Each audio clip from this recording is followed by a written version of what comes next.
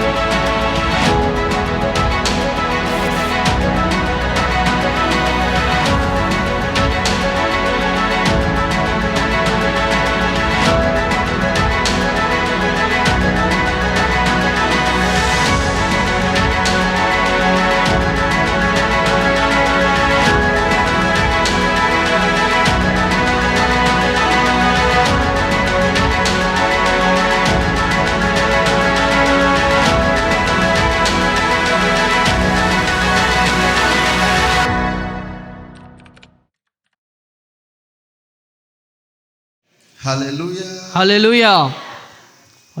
Today the Lord wants to speak to us ఈ దినమందు దేవుడు మనతో మాట్లాడబోతున్నాడు on something very important for our lives. మన జీవితానికి చాలా ప్రాముఖ్యమైనది దేవుడు మనతో మాట్లాడబోతున్నాడు. The title of the message before us is మన ముందు దేవుడు ఉంచబోతున్న దేవుని వాక్యం ఏమిటంటే genuine repentance towards God. దేవుని పట్ల మనకు ఉండవలసిన యథార్థమైన పశ్చాత్తాపం. The word genuine means true. చూడండి, ఆ యొక్క యథార్థమైన పశ్చాత్తాపం అంటే సరి అయినది అని అర్థము. The word genuine means original. చూడండి, మరి ఆ యొక్క జెన్యూన్ అనే పదానికి ఏమిటంటే అది నిజమైనది, వాస్తవమైన మరి పశ్చాత్తాపం మనకు కలిగి ఉండాలి. God spoke in the Bible severally about sin. దేవుడు తన పరిశుద్ధ గ్రంథములో అనేక పర్యాయాలు పాపము గురించి ఆయన మాట్లాడి ఉన్నారు. And he told us what sin is. ఆయన పాపం అంటే ఏమిటో అనేక మారులు పరిశుద్ధ గ్రంథం ద్వారా మనతో మాట్లాడి ఉన్నారు. He made us to understand that if there is anything he hates, it is sin. ఆయన తన వాక్యము ద్వారా మనకు తెలియజేసిన సంగతి ఏమిటంటే దేనినైతే దేవుడు అసహించుకుంటున్నాడు అదే పాపమై ఉంటున్నది. What is sin? పాపం అంటే ఏమిటి? Sin is doing that which God have commanded you not to do. పాపం అంటే ఏమిటంటే దేనినైతే దేవుడు చెయ్యొద్దని చెబుతాడో దాన్ని మనము చేసినట్లయితే అది పాపముగా పరిగణించబడుతుంది. Sin is doing that which God has not commanded you to do. దేనినైతే దేవుడు నిన్ను చేయమని చెప్పడో దాన్ని మనం చేసినప్పుడు అది పాపము. In the book of 1 John chapter 3, 1 John chapter 3, మొదటి యోహాను 3వ అధ్యాయాన్ని మనం చూసినప్పుడు I read from verse 3, from verse 4 to verse 6. 4వ వచనం నుండి 6వ వచనం వరకు మనము చదువుకుందాం.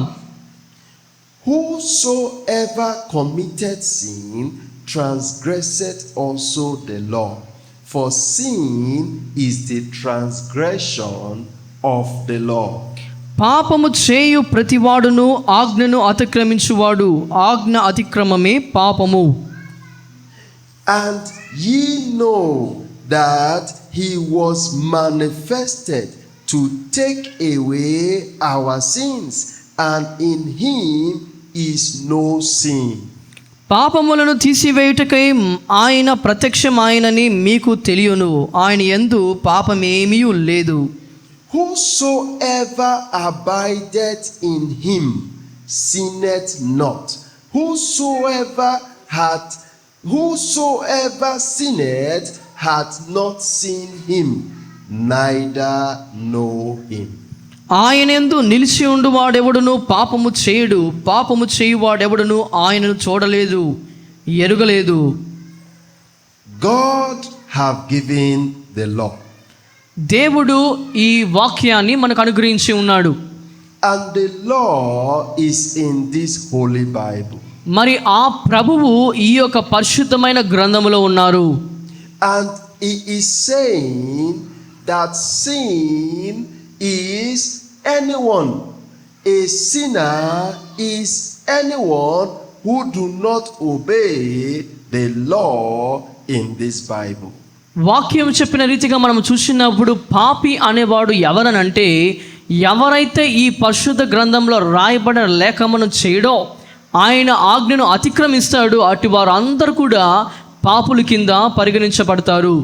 A sinner is also anyone who do things that are not written in this Bible. అంత మాత్రమే కాకుండా ఈ పరిశుద్ధ గ్రంథంలో ఏదైతే రాయలేదో వాటిని చేసిన వాడు కూడా మరి పాప కిందనే మరి చేర్చబడతాడు.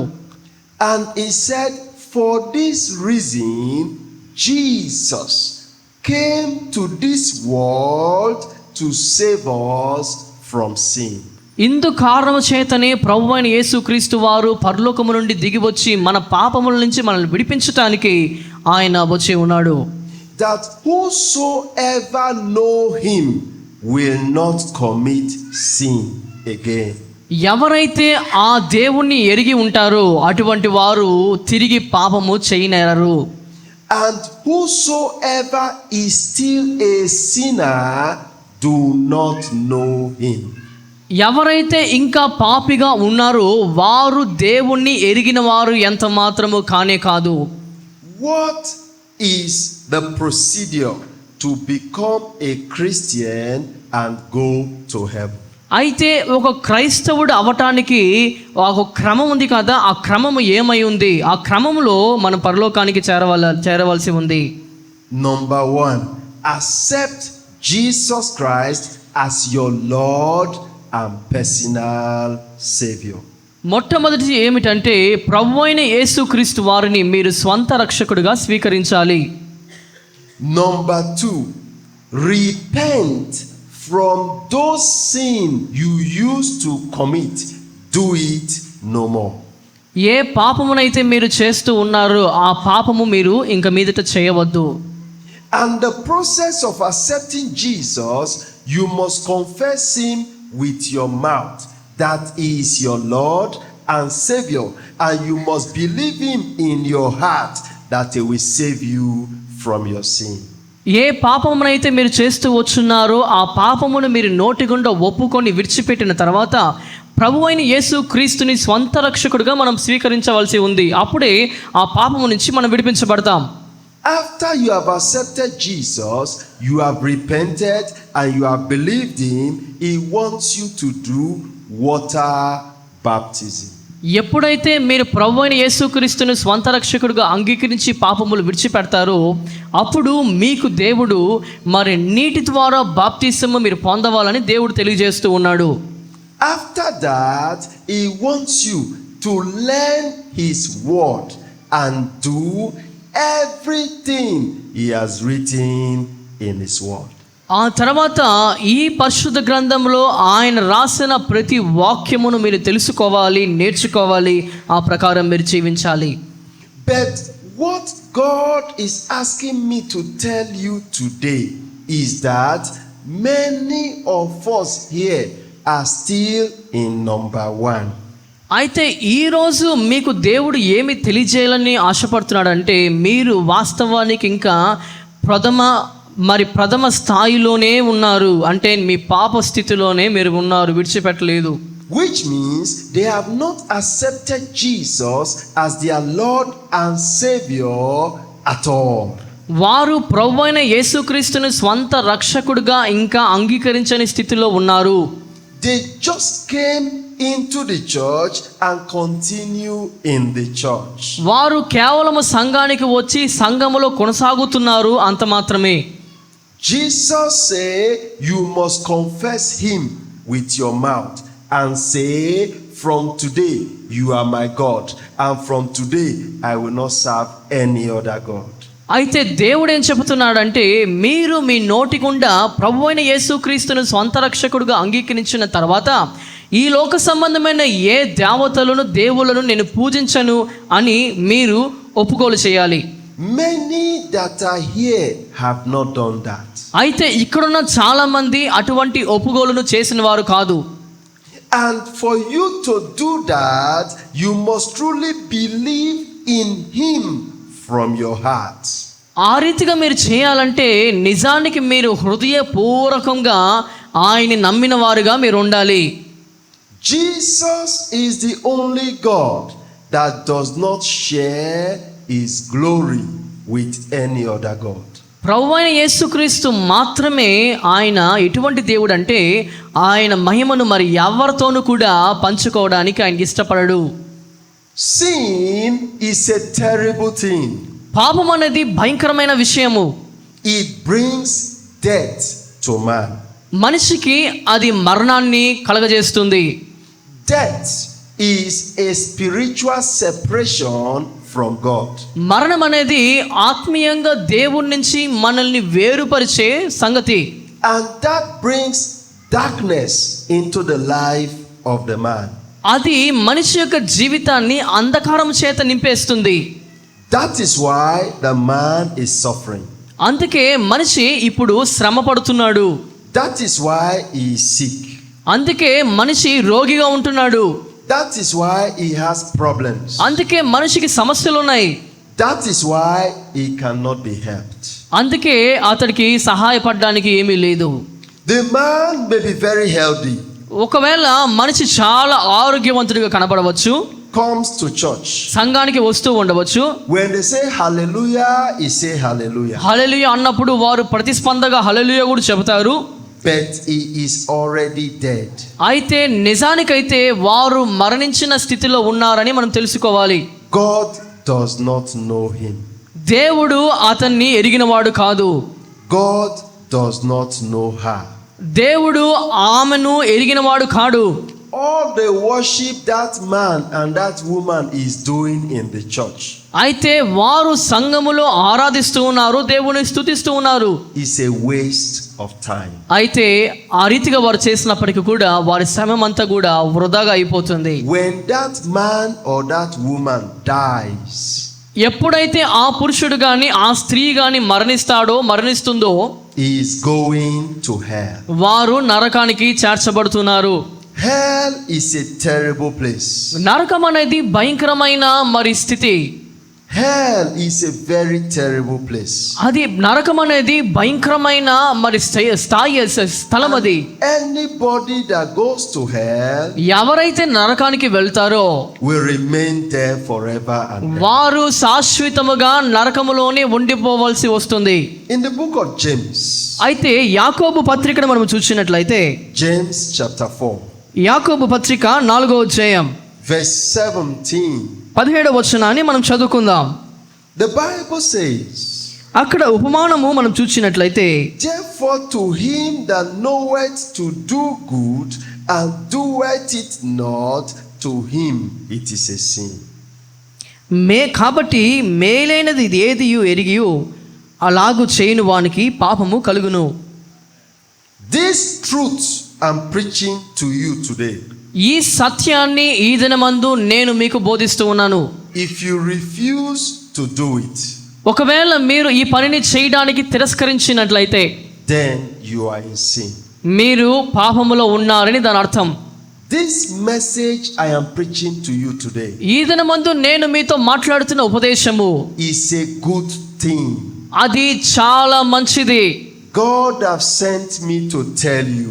దేవుడు మీతో మాట్లాడడానికి నన్ను పంపించి ఉన్నాడు. If you refuse to do it, ఒకవేళ మీరు దాన్ని చేయడానికి మీరు తిరస్కరించిన ఎడల it is a sin.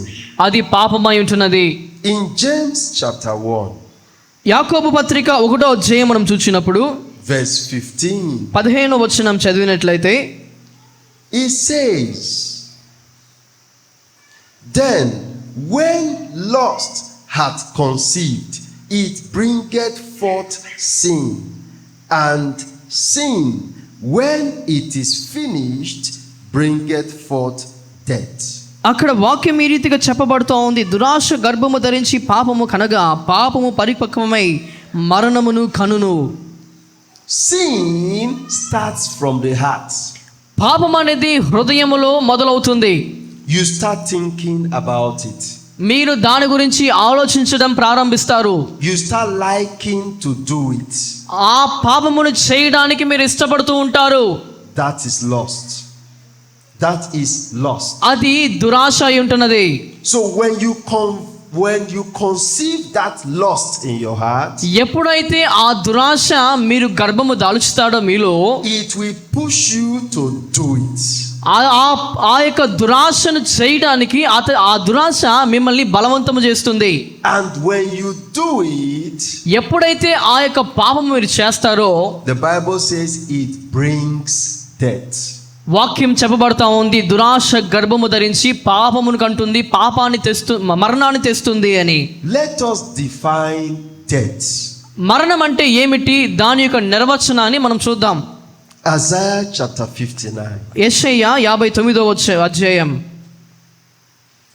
Isaiah chapter 59. యెషయా 59వ అధ్యాయం Verse 2.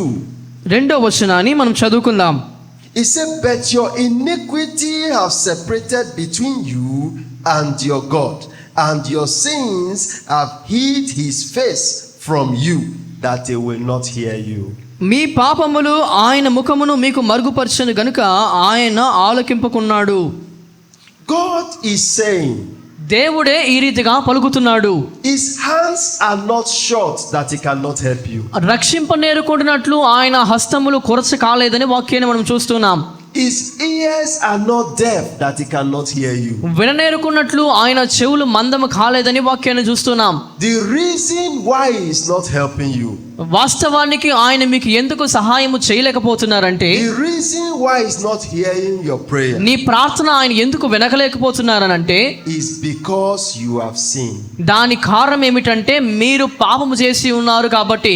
You are now separated from him. ఇప్పుడు మీరు దేవుని వద్ద నుంచి మీరు మరి వేరుపరచబడ్డారు.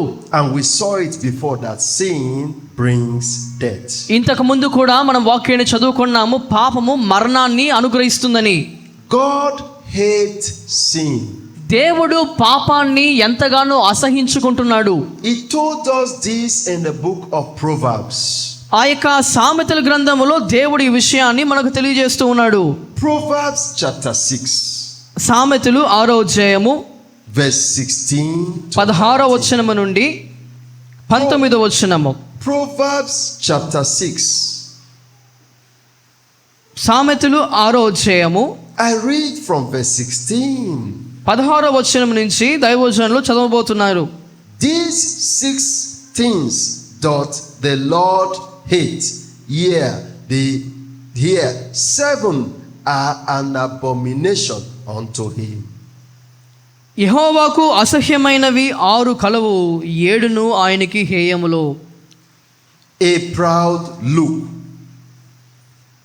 అవి ఏమనగా అహంకార దృష్టి, a lying tongue, కళ్ళల్లాడు నాలుకయు, and hands that shed innocent blood, నిరపరాధులను చంపు చేతులను, and heart that deviseth wicked imaginations, దుర్యాలోచనలు యోచించు హృదయమును, feet that be swift in running to mischief, కీడు చేయుటకు త్వరపడి పరిగెత్తు పాదములను, a false witness that speaketh lies, లేని వాటిని పలుకు అబద్ధ సాక్షియు, and he that soweth discord among brethren.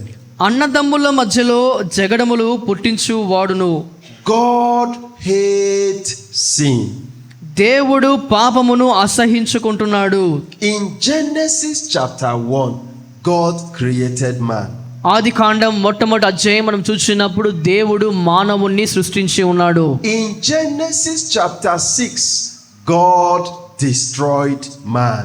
అదే ఆది కాండం 6వ అధ్యాయంలో చూసినప్పుడు దేవుడు మనిషిని, మానవ కోటిని ఆయన నాశనము చేశాడు. The Bible says it repented the Lord that he has created man.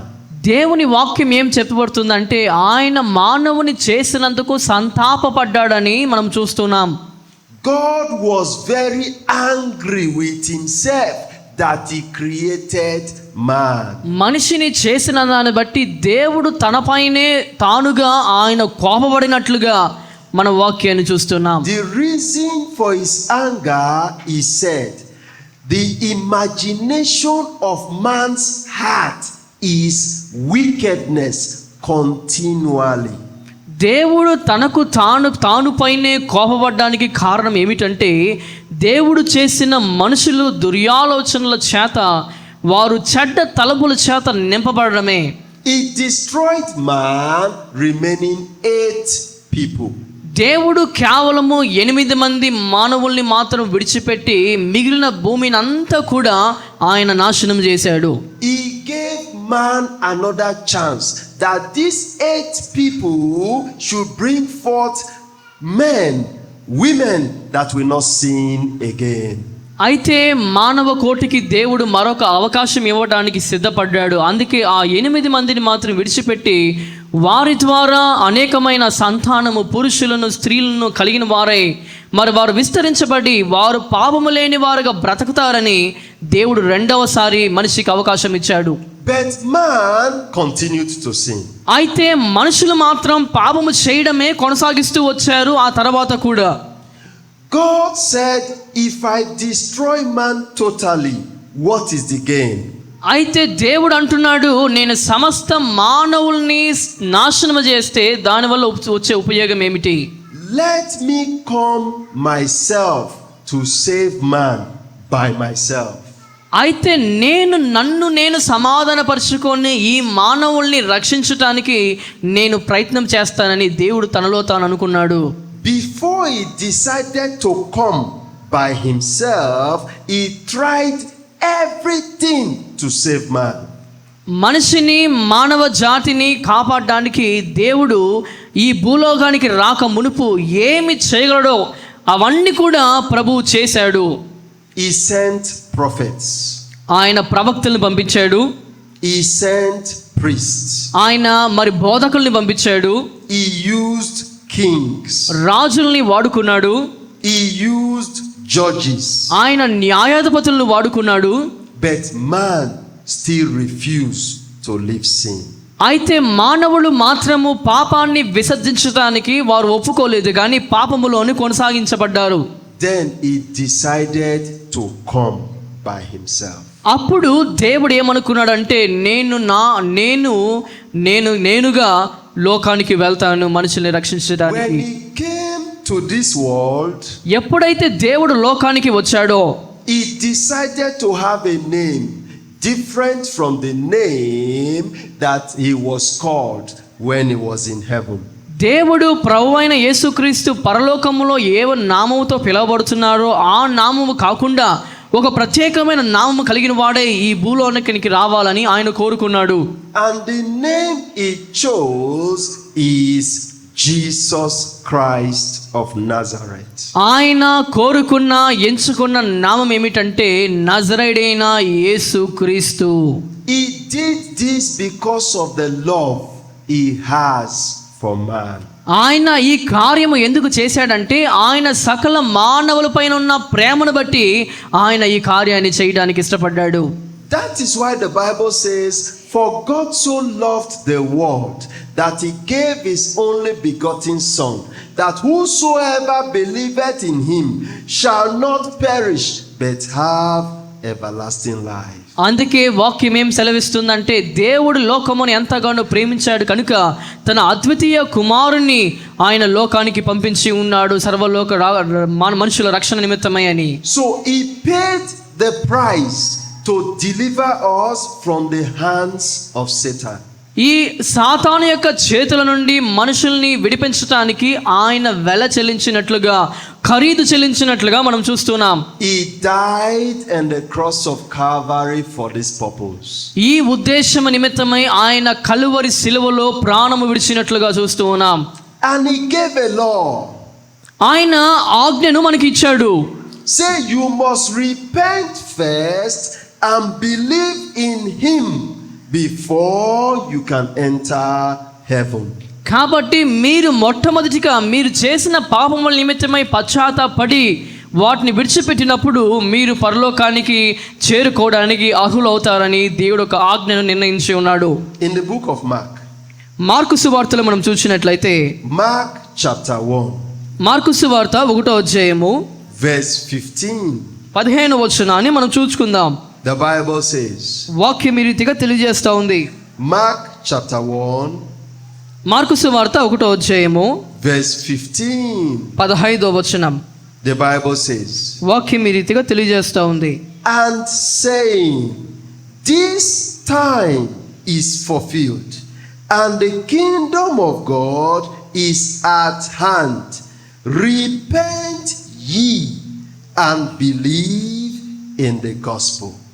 కాలము సంపూర్ణమైన ఉన్నది, దేవుని రాజ్యము సమీపించి ఉన్నది, మారు మనసు పొంది సువార్త నమ్ముడని చెప్పుచు దేవుని సువార్త ప్రకటించుచు గలీలకు వచ్చెను. You cannot come and sit here and believe while you have not repented. అయితే మీరు ఎందుకు పశ్చాత్తాపడలేదు అనే సంగతిని మనం ఇక్కడ చూస్తూ ఉన్నాం. మారు మనసు పొందాలని. It is wrong to believe first before you go and repent. మీరు పశ్చాత్తాపడక మునుపు మీరు దాన్ని నమ్మాలి, మొట్టమొదటిగా దాన్ని విశ్వసించాలి. Jesus himself said this word. యేసు ప్రభులు వారు తనంతటకు తానే ఈ వాక్యాన్ని అనుగ్రహించి ఉన్నారు. Acts chapter 20, అపోస్తల కార్యములు 20వ అధ్యాయం మనం చూసినట్లయితే verse 21. 21వ వచనం. Acts chapter 20, అపోస్తల కార్యాలు 20వ అధ్యాయము verse 21. 21వ వచనం. Testifying both to the Jews and also to the Gentiles, repentance towards God and faith towards our Lord Jesus Christ. మరియు ప్రయోజనకరమైనది ఏదియు దాచుకొనక బహిరంగముగాను ఇంటింటను మీకు తెలియజేయుటకు బోధించుచు దేవుని ఎదుట మారు మనసు పొంది మన ప్రభు అయిన యేసుక్రీస్తునందు విశ్వాసం ఉంచవలనని యూదులకును గ్రీకులకును ఎలాగూ సాక్ష్యం ఇచ్చుచుంటినో ఇదంతయు మీకు తెలియను. You must repent of the things God say you should not do and have faith in the Lord Jesus Christ. ఏదైతే ప్రభువు చేయవద్దని నీకు తెలియజేసి ఉన్నాడో ఆ విషయంలో నీవు మారు మనసు పొంది దేవుడు చెప్పిన మాట యందు నీవు విశ్వాసం ఉంచాలి. Jesus preached it. ప్రభువైన యేసుక్రీస్తు ఈ మాటలను ప్రకటించాడు. John the Baptist preached it. బాప్తిసమిచ్చు యోహాను సైతము ఈ మాటలను ప్రకటించాడు. This is Apostle Paul here preaching it. ఇప్పుడు అపోస్తలుడైన పౌలు సైతము కూడా ఈ వాక్యాలను బోధిస్తూ ఉన్నాడు. And Jesus have instructed us to preach it. ఇప్పుడు ఇక్కడ ఉన్న బోధకులకి కూడా ప్రభువైన యేసుక్రీస్తు ఈ వాక్యములు బోధించమని సూచించి ఉన్నారు. And without repentance and faith in the Lord Jesus Christ, you are dead. విశ్వాసము లేకుండా మారు మనసు లేకుండా మీరు చచ్చిన వారితో సమానమే. Yes, you are in the church, but you are the dead person in the church. మీరు సంఘములో ఉన్నారనే సంగతి వాస్తవమే, కానీ మీరు మరణించిన వారితో సమానం. Yes, you are in the church, but your qualification is to go to hell. మీరు సంఘములో ఉన్నది సంగతి వాస్తవమే, కానీ మీరు పరలోకానికి వెళ్ళడానికి కావాల్సిన అర్హత మీలో లేదు. Yes, you are in the church, but where you are going after you die physical death is the same place those people serving other gods are going. చూడండి, మీరు సంఘములో ఉన్నప్పటికీ కూడా మీరు మరణించిన పెదప మీరు ఎటువంటి స్థితికి వెళుతున్నారో, ఎటువంటి స్థలంలోనికి వెళుతున్నారంటే మరి అన్యమత దేవతలను పూజిస్తున్న వారు ఏ రీతిగా నరకానికి చేరుకుంటున్నారో మీరు కూడా అదే స్థలానికి చేరుకుంటున్న పరిస్థితిలో ఉంటున్నారు. I want to talk to you ఈ దినము మీతో మాట్లాడాలని నేను ఆశపడుతున్నాను. in 4 areas. 4 విషయములలో 4 కోణాల్లో మీతో మాట్లాడాలని నేను కోరుకుంటున్నాను. Number 1, the reality of true repentance. మొట్టమొదటి ఏంటంటే నిజమైన మారు మనసు అంటే ఏంటి? How do we know we have truly repented? నిజముగా మనము మారు మనసు పొందామనే దానికి నిదర్శనాలు ఏంటి, ఆనవాలు ఏంటి? What do we see when we are truly repented? ఎక్కడ మనము తెలుసుకోగలము నిజముగా మనము మారు మనసు పొందాము, యథార్థమైన మారు మనసు మనం కలిగి ఉన్నామని? Number 2, రెండవది ఏమిటంటే records of true repentance. ఆ యొక్క నిజమైన యథార్థమైన మారు మనసుకు తగిన ఆనవాలు. people in the Bible who truly repented and made it to heaven. చూడండి, పరిశుద్ధ గ్రంథములో నిజమైన మారు మనసు పొందిన వారందరూ కూడా పరలోక రాజ్యానికి చేరుకున్నారు. Number 3, references to false repentance.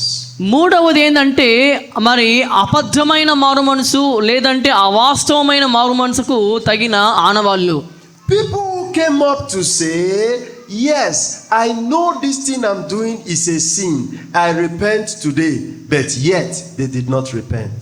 చూడండి, అనేక మంది ముందుకు వచ్చి చెబుతారు ఏమంటే నేను చేస్తున్నది పాపమని నాకు తెలుసు అని వారు పశ్చాత్తాపడతారు, కానీ వారు దాన్ని విడిచిపెట్టరు. Number 4, the result of true repentance. నాలుగవది ఏమిటంటే నిజమైన పశ్చాత్తాపానికి మనము పొందుకునే మరి ఫలితమై ఉంటున్నది. Meaning, what will happen to you when you truly repent? దాని భావం ఏమిటంటే నిజముగా యథార్థముగా మీరు మారు మనసు పొందినప్పుడు, పశ్చాత్తాపం పొందినప్పుడు దాని ఫలితాలు ఏ రీతిగా ఉంటాయన్న సంగతి. Where will be your destination when you truly repent? ఎప్పుడైతే మీరు నిజముగా యథార్థముగా పశ్చాత్తాపడతారో, మారు మనసు పొందుతారో, మీ గమ్యము ఏమై ఉంటున్నది? Let us talk about number 1. మొట్టమొదటి సంగతిని గురించి మనం మాట్లాడుకుందాం. The reality of true repentance. నిజమైన పశ్చాత్తాపానికి మారు మనసుకు ఉన్న ఆనవాలు. What does it mean when the Bible commands us to repent? పరిశుద్ధ గ్రంథము ఎప్పుడైతే పశ్చాత్తాపడని కోరుకుంటుందో, మారు మనసు పొందమని కోరుకుంటుందో దాని అర్థం ఏమిటి? What does it mean when Jesus said, repent ye and believe in me? చూడండి, నా యందు విశ్వాసం ఉంచిన వారు మారు మనసు పొందమని దేవుడు ఎప్పుడైతే కోరుకుంటున్నాడో దాని అర్థం ఏమిటి? What do the apostles mean when they say repent towards God and have faith in the Lord Jesus Christ? అపోస్తలులు మరి ఎప్పుడైతే మారు మనసు పొందండి, ప్రభువైన యేసునందు విశ్వాసం ఉంచండి అని వారు బోధించినప్పుడు దాని భావము ఏమై ఉన్నది? In Matthew chapter 21. మత్తయి సువార్త 21వ అధ్యాయము verse 28 and 29. 28, 29 వచనాలు మనం చదువుకుందాం. మత్తయి సువార్త 21వ అధ్యాయము 28, 29 వచనాలు. Matthew chapter 21. మత్తయి సువార్త 21వ అధ్యాయం verse 28 and 29. 28, 29 వచనాలు. But what think ye? A certain man had 2 sons, and he came to the first and said, Son, go work today in my vineyard. మీకేమి తోచుచున్నది? ఒక మనుషునికి 2 కుమారులుండిరి. అతడు మొదటి వాని యొద్దకు వచ్చి, కుమారుడా, నేడు పోయి ద్రాక్ష తోటలో పని చేయమని చెప్పగా, And he answered and said, I will not. But afterwards he repented and went. వాడు పోను అని ఉత్తరమిచ్చాను గాని పిమ్మట మనసు మార్చుకొని పోయెను. The natural man is full of sin. సహజమైన మనిషి పాపము చేత నింపబడి ఉంటాడు. He is full of disobedience. ఆ మనిషి అవిధేయత చేత నింపబడి ఉంటాడు. He is full of self-will, my will, what I want. మరి అతనికి ఏమి కావాలి? స్వచిత్తము కలిగిన వాడుగా, స్వార్థపరుడుగా మనిషి సహజ సిద్ధంగా ఉంటాడు. And this is seen in his attitude towards God. కాబట్టి దేవుని పట్ల అటువంటి వ్యవహారిక శైలి అతడు చూపిస్తూ ఉన్నాడు. When God tell him to do something, he say, I want to do it my own way. ఎప్పుడైతే ఏదైనా పనిని దేవుడు చేయమని అడుగుతాడో అప్పుడు మనిషి ఏ రీతిగా ప్రవర్తిస్తాడంటే నాకు నచ్చినట్లుగా నేను చేయగోరుచున్నానని మనిషి మరి స్పందిస్తూ ఉంటాడు. This person was asked to do something. ఈ వాక్యంలో చెప్పబడిన వ్యక్తికి ఒక పని నియమించబడింది. His father said, go to my farm to work today. ఆ యొక్క వ్యక్తి యొక్క తండ్రి చెబుతున్నాడు, కుమారుడా, నీవు పొలములోనికి వెళ్ళి పని చేయమని అడుగుతున్నాడు. And he told the father, I will not go. ఆ కుమారుడు తండ్రితో అంటున్నాడు, నేను పోను అని సమాధానం ఇస్తున్నాడు. Later he thought about it, he repented and went to the farm. అయితే ఆ కుమారుడు దాని గురించి ఆలోచన చేసి ఆ తర్వాత మారు మారు మనసు పొంది పొలములో పని చేయడానికి వెళ్ళాడు. It is the same thing with you when God writes something in the Bible and say, do it like this, and you say, no, I will not do.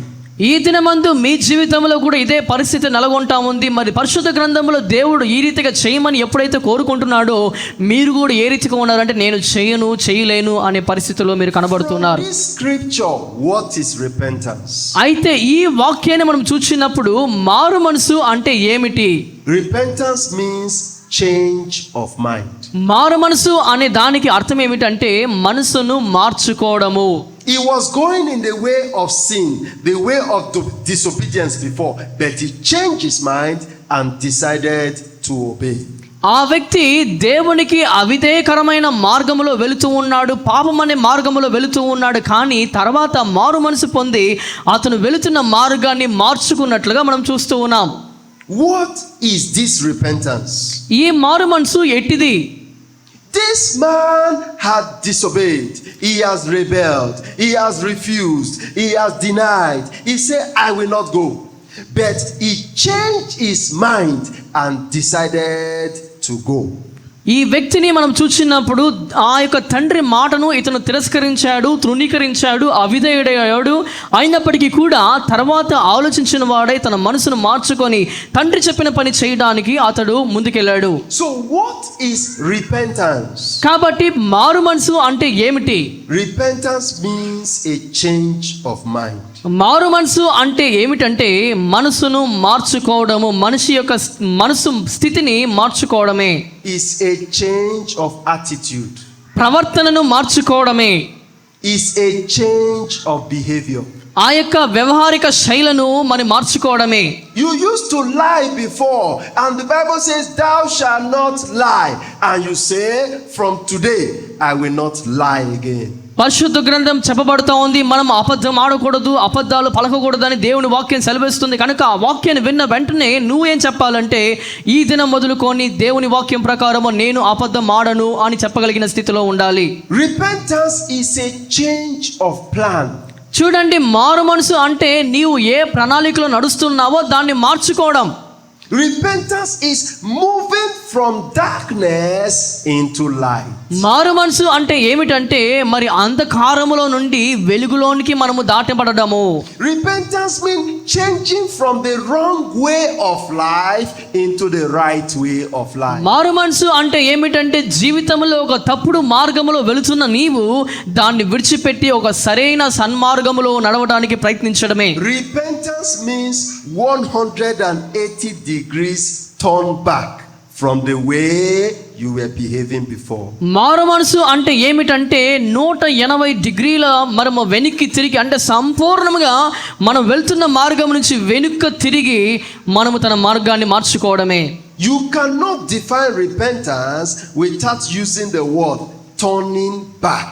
చూడండి, మారు మనసు అనే పదానికి మనము నిర్వచనం ఏ రీతిగా చెప్పగలుగుతామంటే మనము వెనుక తిరగడం అనే పదాన్ని వాడకుండా మారు మనసు అనే పదానికి మనం నిర్వచనం చెప్పలేమని దైవజనులు తెలియజేస్తున్నారు. Ezekiel chapter 14. ఎహెజ్కేలు గ్రంథము 14వ అధ్యాయం మనం చూసినట్లయితే Ezekiel chapter 14. ఎహెజ్కేలు గ్రంథము 14వ అధ్యాయం verse 6. 6వ వచనం. The Bible tells us there. అక్కడ దేవుని వాక్యం మనకి ఈ రీతిగా తెలియజేస్తా ఉంది. He said, therefore say unto the house of Israel, thus saith the Lord, repent and turn away your faces from all your abominations. కాబట్టి ఇశ్రాయేలులకు నీవు ఈ మాట చెప్పుము, ప్రభువు యెహోవా సెలవిచ్చినది ఏమనగా మీ విగ్రహములను విడిచిపెట్టి మీరు చేయు హేయ కృత్యములన్నిటినీ మాని మనసు త్రిప్పుకొనుడి. You cannot repent without turning back. చూడండి, మీరు మనసు త్రిప్పుకోకుండా, మీ అడుగులు త్రిప్పుకోకుండా మీరు మారు మనసు పొందలేరనే వాక్యాన్ని మనం చూస్తూ ఉన్నాం. These people in Israel, they were serving other gods. చూడండి, ఇజ్రాయేలు ప్రజలు ఈ వాక్యంలో చూసినప్పుడు వారు అన్యమత దేవతల్ని పూజిస్తున్నట్లుగా మనం గమనిస్తాం. See all the gods here. చూడండి, అక్కడ ఉన్న దేవతలన్నిటిని కూడా వారు పూజిస్తూ ఉన్నారు. See the Almighty God here. చూడండి, అటువైపు అన్యమత దేవతలు ఉన్నారు, ఇటువైపు దేవుడు సాక్షాత్తు సర్వశక్తి కలిగిన దేవుడు ఉన్నాడు. They were facing other gods. చూడండి, వారు ఎటువంటి దేవతల పైన చూస్తున్నారంటే వారి యొక్క ముఖము అన్ని దేవతల పైన ఉన్నది. And God said, repent ye and turn away from other gods. చూడండి, వారి యొక్క ముఖము అన్య దేవతల వైపు ఉంది, ఇటువైపు అన్ని దేవతలు ఉన్నారు. ఇప్పుడు దేవుడు మారు మనసు పొందుడని చెప్తున్నాడు. అంటే దాని అర్థం ఏమిటంటే ఆ యొక్క ముఖమును ఇటువైపు నుండి ఇటువైపు త్రిప్పుకొని ఆ యొక్క అన్య దేవతల నుంచి త్రిప్పుకొని దేవుని వైపు చూడడమే నిజమైన మారు మనసు అయి ఉంటున్నది. Repentance without turning is false repentance. చూడండి, మనము వెళుతున్న మార్గముల నుంచి తిరగకుండా మనము ఉన్నట్లయితే అది నిజమైన మారు మనసు కాదు. All iniquities and abominations must be turned away from. ఆ సమస్తమైన పాపముల నుండి, సమస్తమైన దోషముల నుండి మనము వైదొలగాలి, మనము తిరగాలి దాని నుంచి. Repentance is a final and full turning away from all your sins. చూడండి, మారు మనసు అంటే నిజమైన అర్థం ఏమిటంటే నీవు చేస్తున్న పాపములన్నిటిని విడిచిపెట్టి అక్కడ నుంచి నీవు పరిపూర్ణంగా తిరగడమే. Ezekiel chapter 18 ఎహెజ్కేలు గ్రంథము 18వ అధ్యాయం verse 30. 30వ వచనాన్ని మనం చదువుకుందాం. Ezekiel chapter 18 ఎహెజ్కేలు 18వ అధ్యాయము verse 30. 30వ వచనం. Therefore I will judge you, O house of Israel, everyone according to his ways, saith the Lord God. Repent and turn yourselves from all your transgressions, so iniquity shall not be your ruin. కాబట్టి ఇజ్రాయేలులారా, ఎవని ప్రవర్తనను బట్టి వానికి శిక్ష విధింతును, మనసు త్రిప్పుకొని మీ అక్రమములు మీకు శిక్షా కారణములు కాకుండానట్లు వాటినన్నిటి నుండి విడిచిపెట్టుడి. Hallelujah. Hallelujah. God has sent me to tell you that judgment is coming. ఈ దినమందు న్యాయ తీర్పు సమీపముగా ఉందనే సంగతిని మీకు తెలియజేయడానికి దేవుడు నన్ను మీ మధ్యలోనికి పంపి ఉన్నాడు. That if you do not repent today and turn away from your sin, that judgment you will not escape it. చూడండి, ఈ దినము మీరు ఆ యొక్క పాపములు విడిచిపెట్టి పాపము నుండి మీరు వైదొలగకపోతే ఆ యొక్క న్యాయ తీర్పును మీరు తప్పించుకోజాలరు. He has sent me the way he sent Jonah to the city called Nineveh. నినెవె పట్టణానికి దేవుడు ఏ రీతిగా మారు మనసు పొందమని చెప్పడానికి యోనాను పంపించాడు, ఆ రీతిగా మీ వద్దకు కూడా దేవుడు యోనాను పంపినట్లు నన్ను పంపి ఉన్నాడు. The city called Nineveh was a very sinful city. నినెవె అనే పట్టణము చాలా పాపముతో నింపబడిన పట్టణముగా మనం చూస్తున్నాం. And God sent Jonah to the city to tell them that judgment is coming if you don't repent. దేవుడు యోనాను పంపించి నినెవె పట్టణానికి ఈ రీతిగా తెలియజేస్తూ ఉన్నాడు, న్యాయ తీర్పు దగ్గరలో ఉన్నది కనుక మీరు చేస్తున్న పాపములు విడిచిపెట్టమని దేవుడు వారికి తెలియజేశాడు.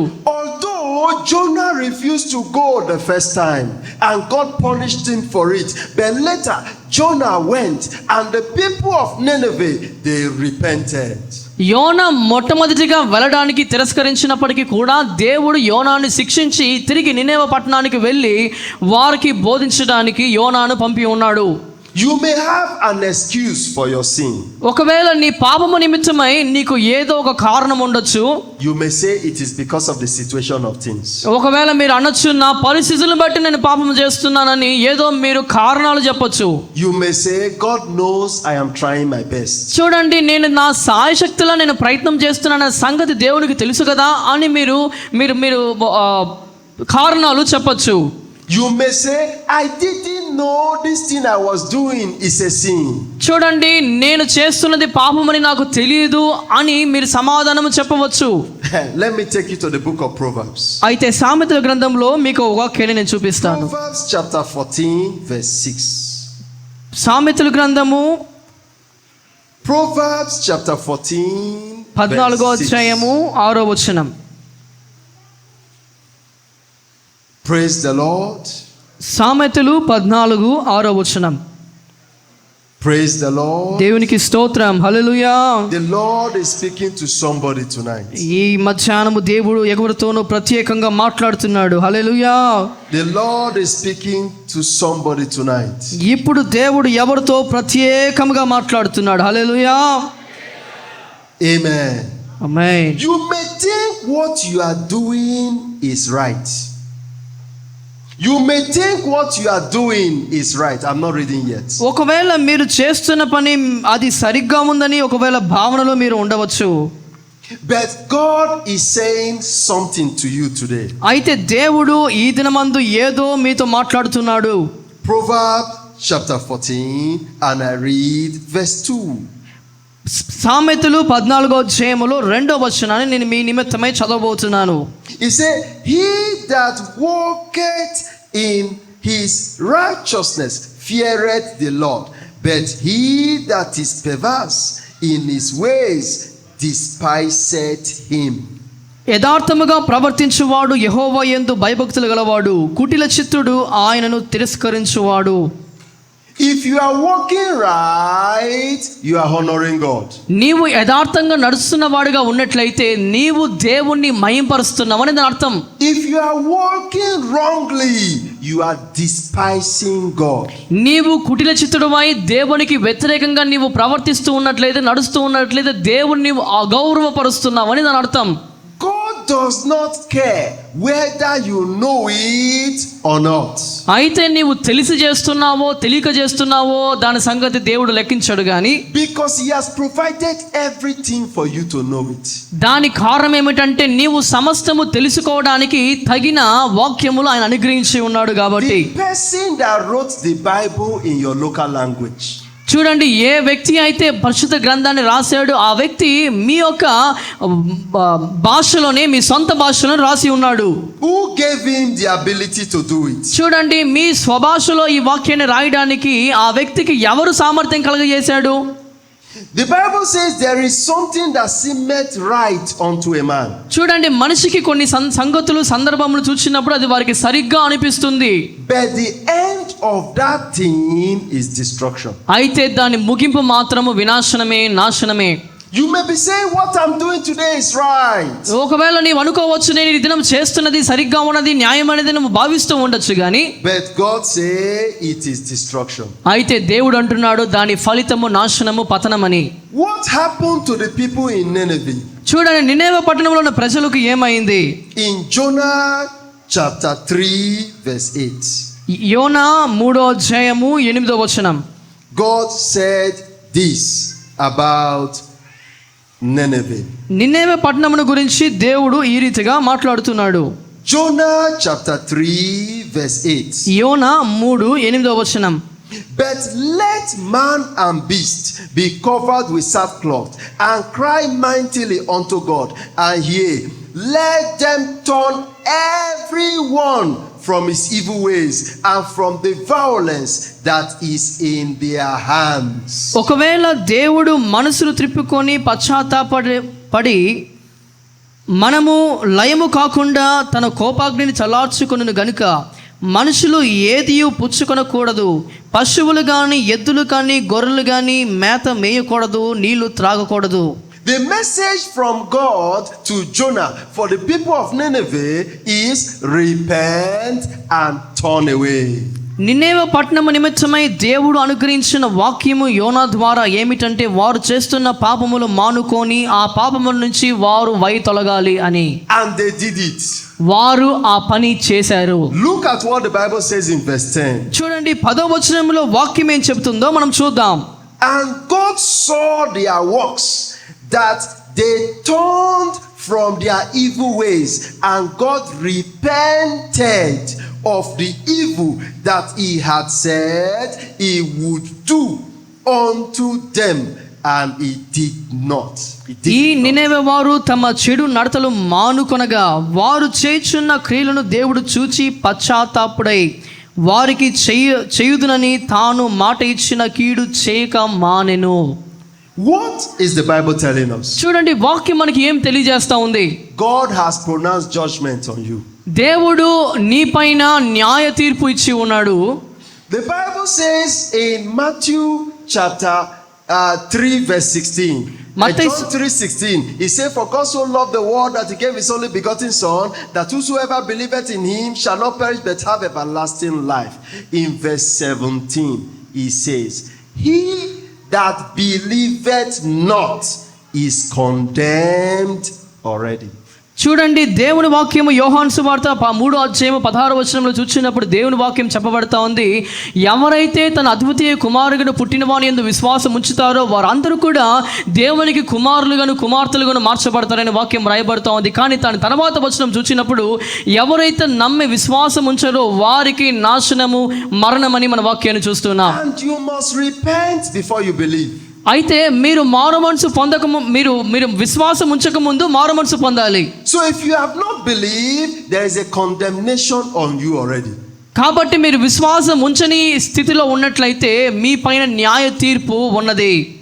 God had the same judgment on the people in Nineveh.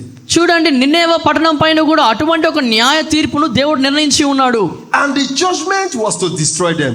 ఆ యొక్క న్యాయ తీర్పు ఏమిటంటే ఆ యొక్క పట్టణాన్ని నాశనం చేయడము. But when they repented and turned from their evil ways, the Bible says God repented of the evil he planned to do against them. ఎప్పుడైతే ఆ నినేవే పట్టణ ప్రజలు మారుమనసు పొంది వారు చేస్తున్న పాపములను విడిచిపెట్టి వైదొలిగారో అప్పుడు దేవుడు వారు చేస్తున్న పనిని చూచి ఆయన చెయ్యను ఉద్దేశించిన కీడును చేయక మానుకున్నాడని పశ్చాత్తాపడ్డాడని వాక్యం మనకు తెలియజేస్తా ఉంది. Jesus said something in Matthew chapter 12 verse 41. He said, "If the preaching that he is preaching now was done for the people in Nineveh, Jonah was the one that went to Nineveh to preach, and they repented. Him, Lord God, have come to preach to you, yet you have not repented. He said, the people of Nineveh shall judge you on that day." మత్తయి సువార్త 12:41 మనం చూసినప్పుడు దేవుని వాక్యం ఈ రీతిగా తెలియజేస్తా ఉంది. యోనా నినేవే పట్టణానికి వెళ్ళి వాక్యాన్ని చెప్పినప్పుడు ఆ యొక్క వాక్యమును బోధించినప్పుడు ఏ రీతిగా ప్రజలు మారు మనసు పొంది దేవుని వైపు తిరిగారో మరి ఆ సందర్భాన్ని పోలుస్తూ దేవుడు చెబుతున్నాడు, యోనాను బట్టి మరి నేను దేవుడైన ప్రభువైన యేసుక్రీస్తు తనంటకు తానే ఆయన సువార్త ప్రకటించడానికి వచ్చినప్పుడు ఒకవేళ వారు మారు మనసు పొందని స్థితిలో ఉన్నట్లయితే మారు మనసు పొందిన నినేవే ప్రజలు మారు మనసు పొందని ప్రజల పైన వారు న్యాయ తీర్పు విధిస్తారని వాక్యాన్ని మనం చూస్తూ ఉన్నాం. This is the will of God in our life, to truly repent. చూడండి, దేవుడు అనుగ్రహించిన ఈ వారం ఏ రీతిగా ఉన్నదంటే మనము నిజముగా మారు మనసు పొందాలని ఆ యొక్క అవకాశాన్ని దేవుడు మనకి ఇస్తూ ఉన్నాడు. Isaiah chapter 55 యెషయా 55 verse 7. 7 Isaiah chapter 55 యెషయా 55 7 verse 7. The Bible says, వాక్యము ఈ రీతిగా చెబుతుంది, "Let the wicked forsake his way, and the unrighteous man his thought, and let him return unto the Lord, and he will have mercy upon him, and our God, for he will abundantly pardon." భక్తిహీనులు తమ మార్గమును విడవలెను, దుష్టులు తమ తలంపులను మానవలను. వారు యెహోవా వైపు తిరిగిన యెడల ఆయన వారు యందు జాలిపడును, వారు మన దేవుని వైపు తిరిగిన యెడల ఆయన బహుగా క్షమించును. That thing you are doing, that is a sin. God said, "Forsake it and return back to me."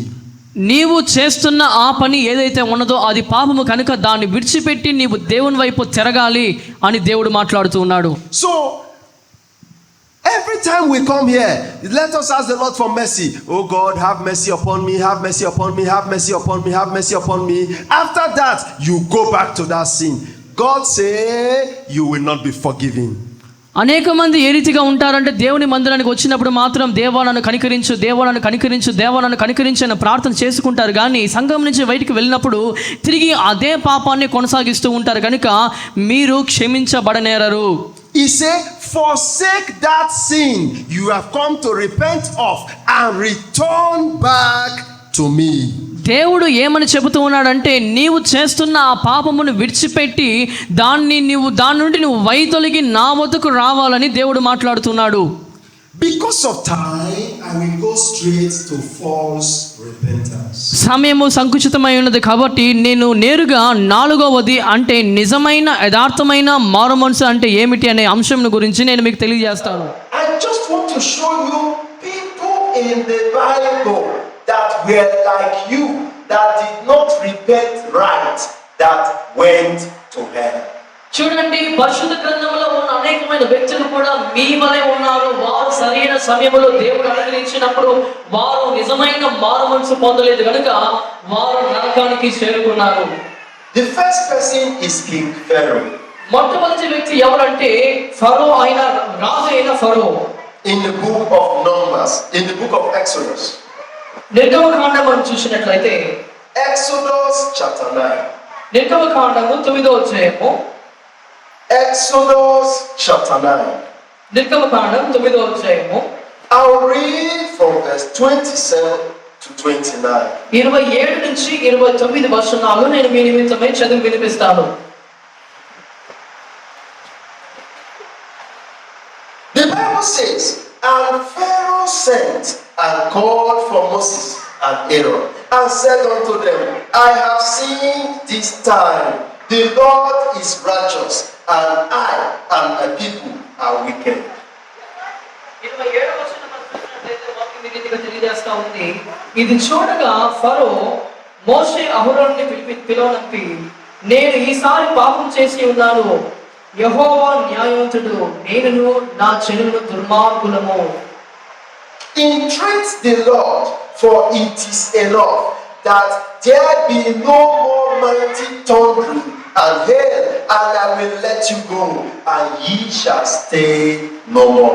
ఇంత మట్టుకు చాలును, ఇంకను బ్రహ్మాండమైన ఉరుములను వడగండ్లు రాకున్నట్లు యెహోవాను వేడుకొనుడి, మిమ్మును పోనిచ్చెదను, మిమ్మును ఇకను నిలపనని వారితో చెప్పగా. And Moses said unto him, as soon as I am gone out of the city, I will spread abroad my hands unto the Lord, and the thunder shall cease, neither shall there be any more hail, that thou mayest know how that the earth is the Lord's. మోషే అతని చూచి, నేను ఈ పట్టణం నుండి బయలు వెళ్ళగానే నా చేతులు యెహోవా వైపు ఎత్తెదను, ఈ ఉరుములు మానును, ఈ వడగండ్లు ఇక మీదట పడవు, అందువలన భూమి యెహోవాదని నీకు తెలియబడను. What is happening here? Look at King Pharaoh confessing before Moses, confessing before Aaron that I am a sinner. You are right. God is mighty. I am a sinner. Me and my people, we are wicked. I will repent of my wickedness. చూడండి, రాజైన ఫరో ఈ వాక్య భాగంలో చూసినప్పుడు ఏమని మాట్లాడుతున్నాడంటే, నీ దేవుడైన యెహోవా న్యాయవంతుడు, నీ దేవుడు నిజంగా మంచివాడు, కానీ నేను నా ప్రజలను దుర్మార్గులై పాపులమై ఉన్నామని ఆయన మోషే అహరోనుల ఎదుట ఒక ఒప్పుకోలు చేస్తున్నట్లుగా ఈ వాక్య భాగంలో మనం చూస్తూ ఉన్నాం. The punishment I have received is too much. Please tell God to stop the thunder. Tell God to stop the hail. Tell God to stop the killing. Tell God to stop all these things. I will repent. I will let you go from now on. చూడండి, ఫరో ఏమని చెబుతున్నాడంటే, ఇదివరకు నేను అనుభవించిన ఈ శిక్షా విధి చాలా కఠినమైనదిగా ఉన్నది కనుక మీరు దయచేసి మీ దేవుణ్ణి వేడుకొనండి, నేను మారు మనసు పొందుతాను, నేను పశ్చాత్తాపడతాను, కనుక ఈ ఉరుములు కానీ, ఈ వడగండ్లు కానీ, ఈ మరణ శిక్ష కానీ, ఈ నాశనము కానీ ఇంక ముందు జరగకుండా మీ దేవుణ్ణి మనవ చేసి వేడుకోండి ఫరో అహరోనులతో చెబుతున్నాడు.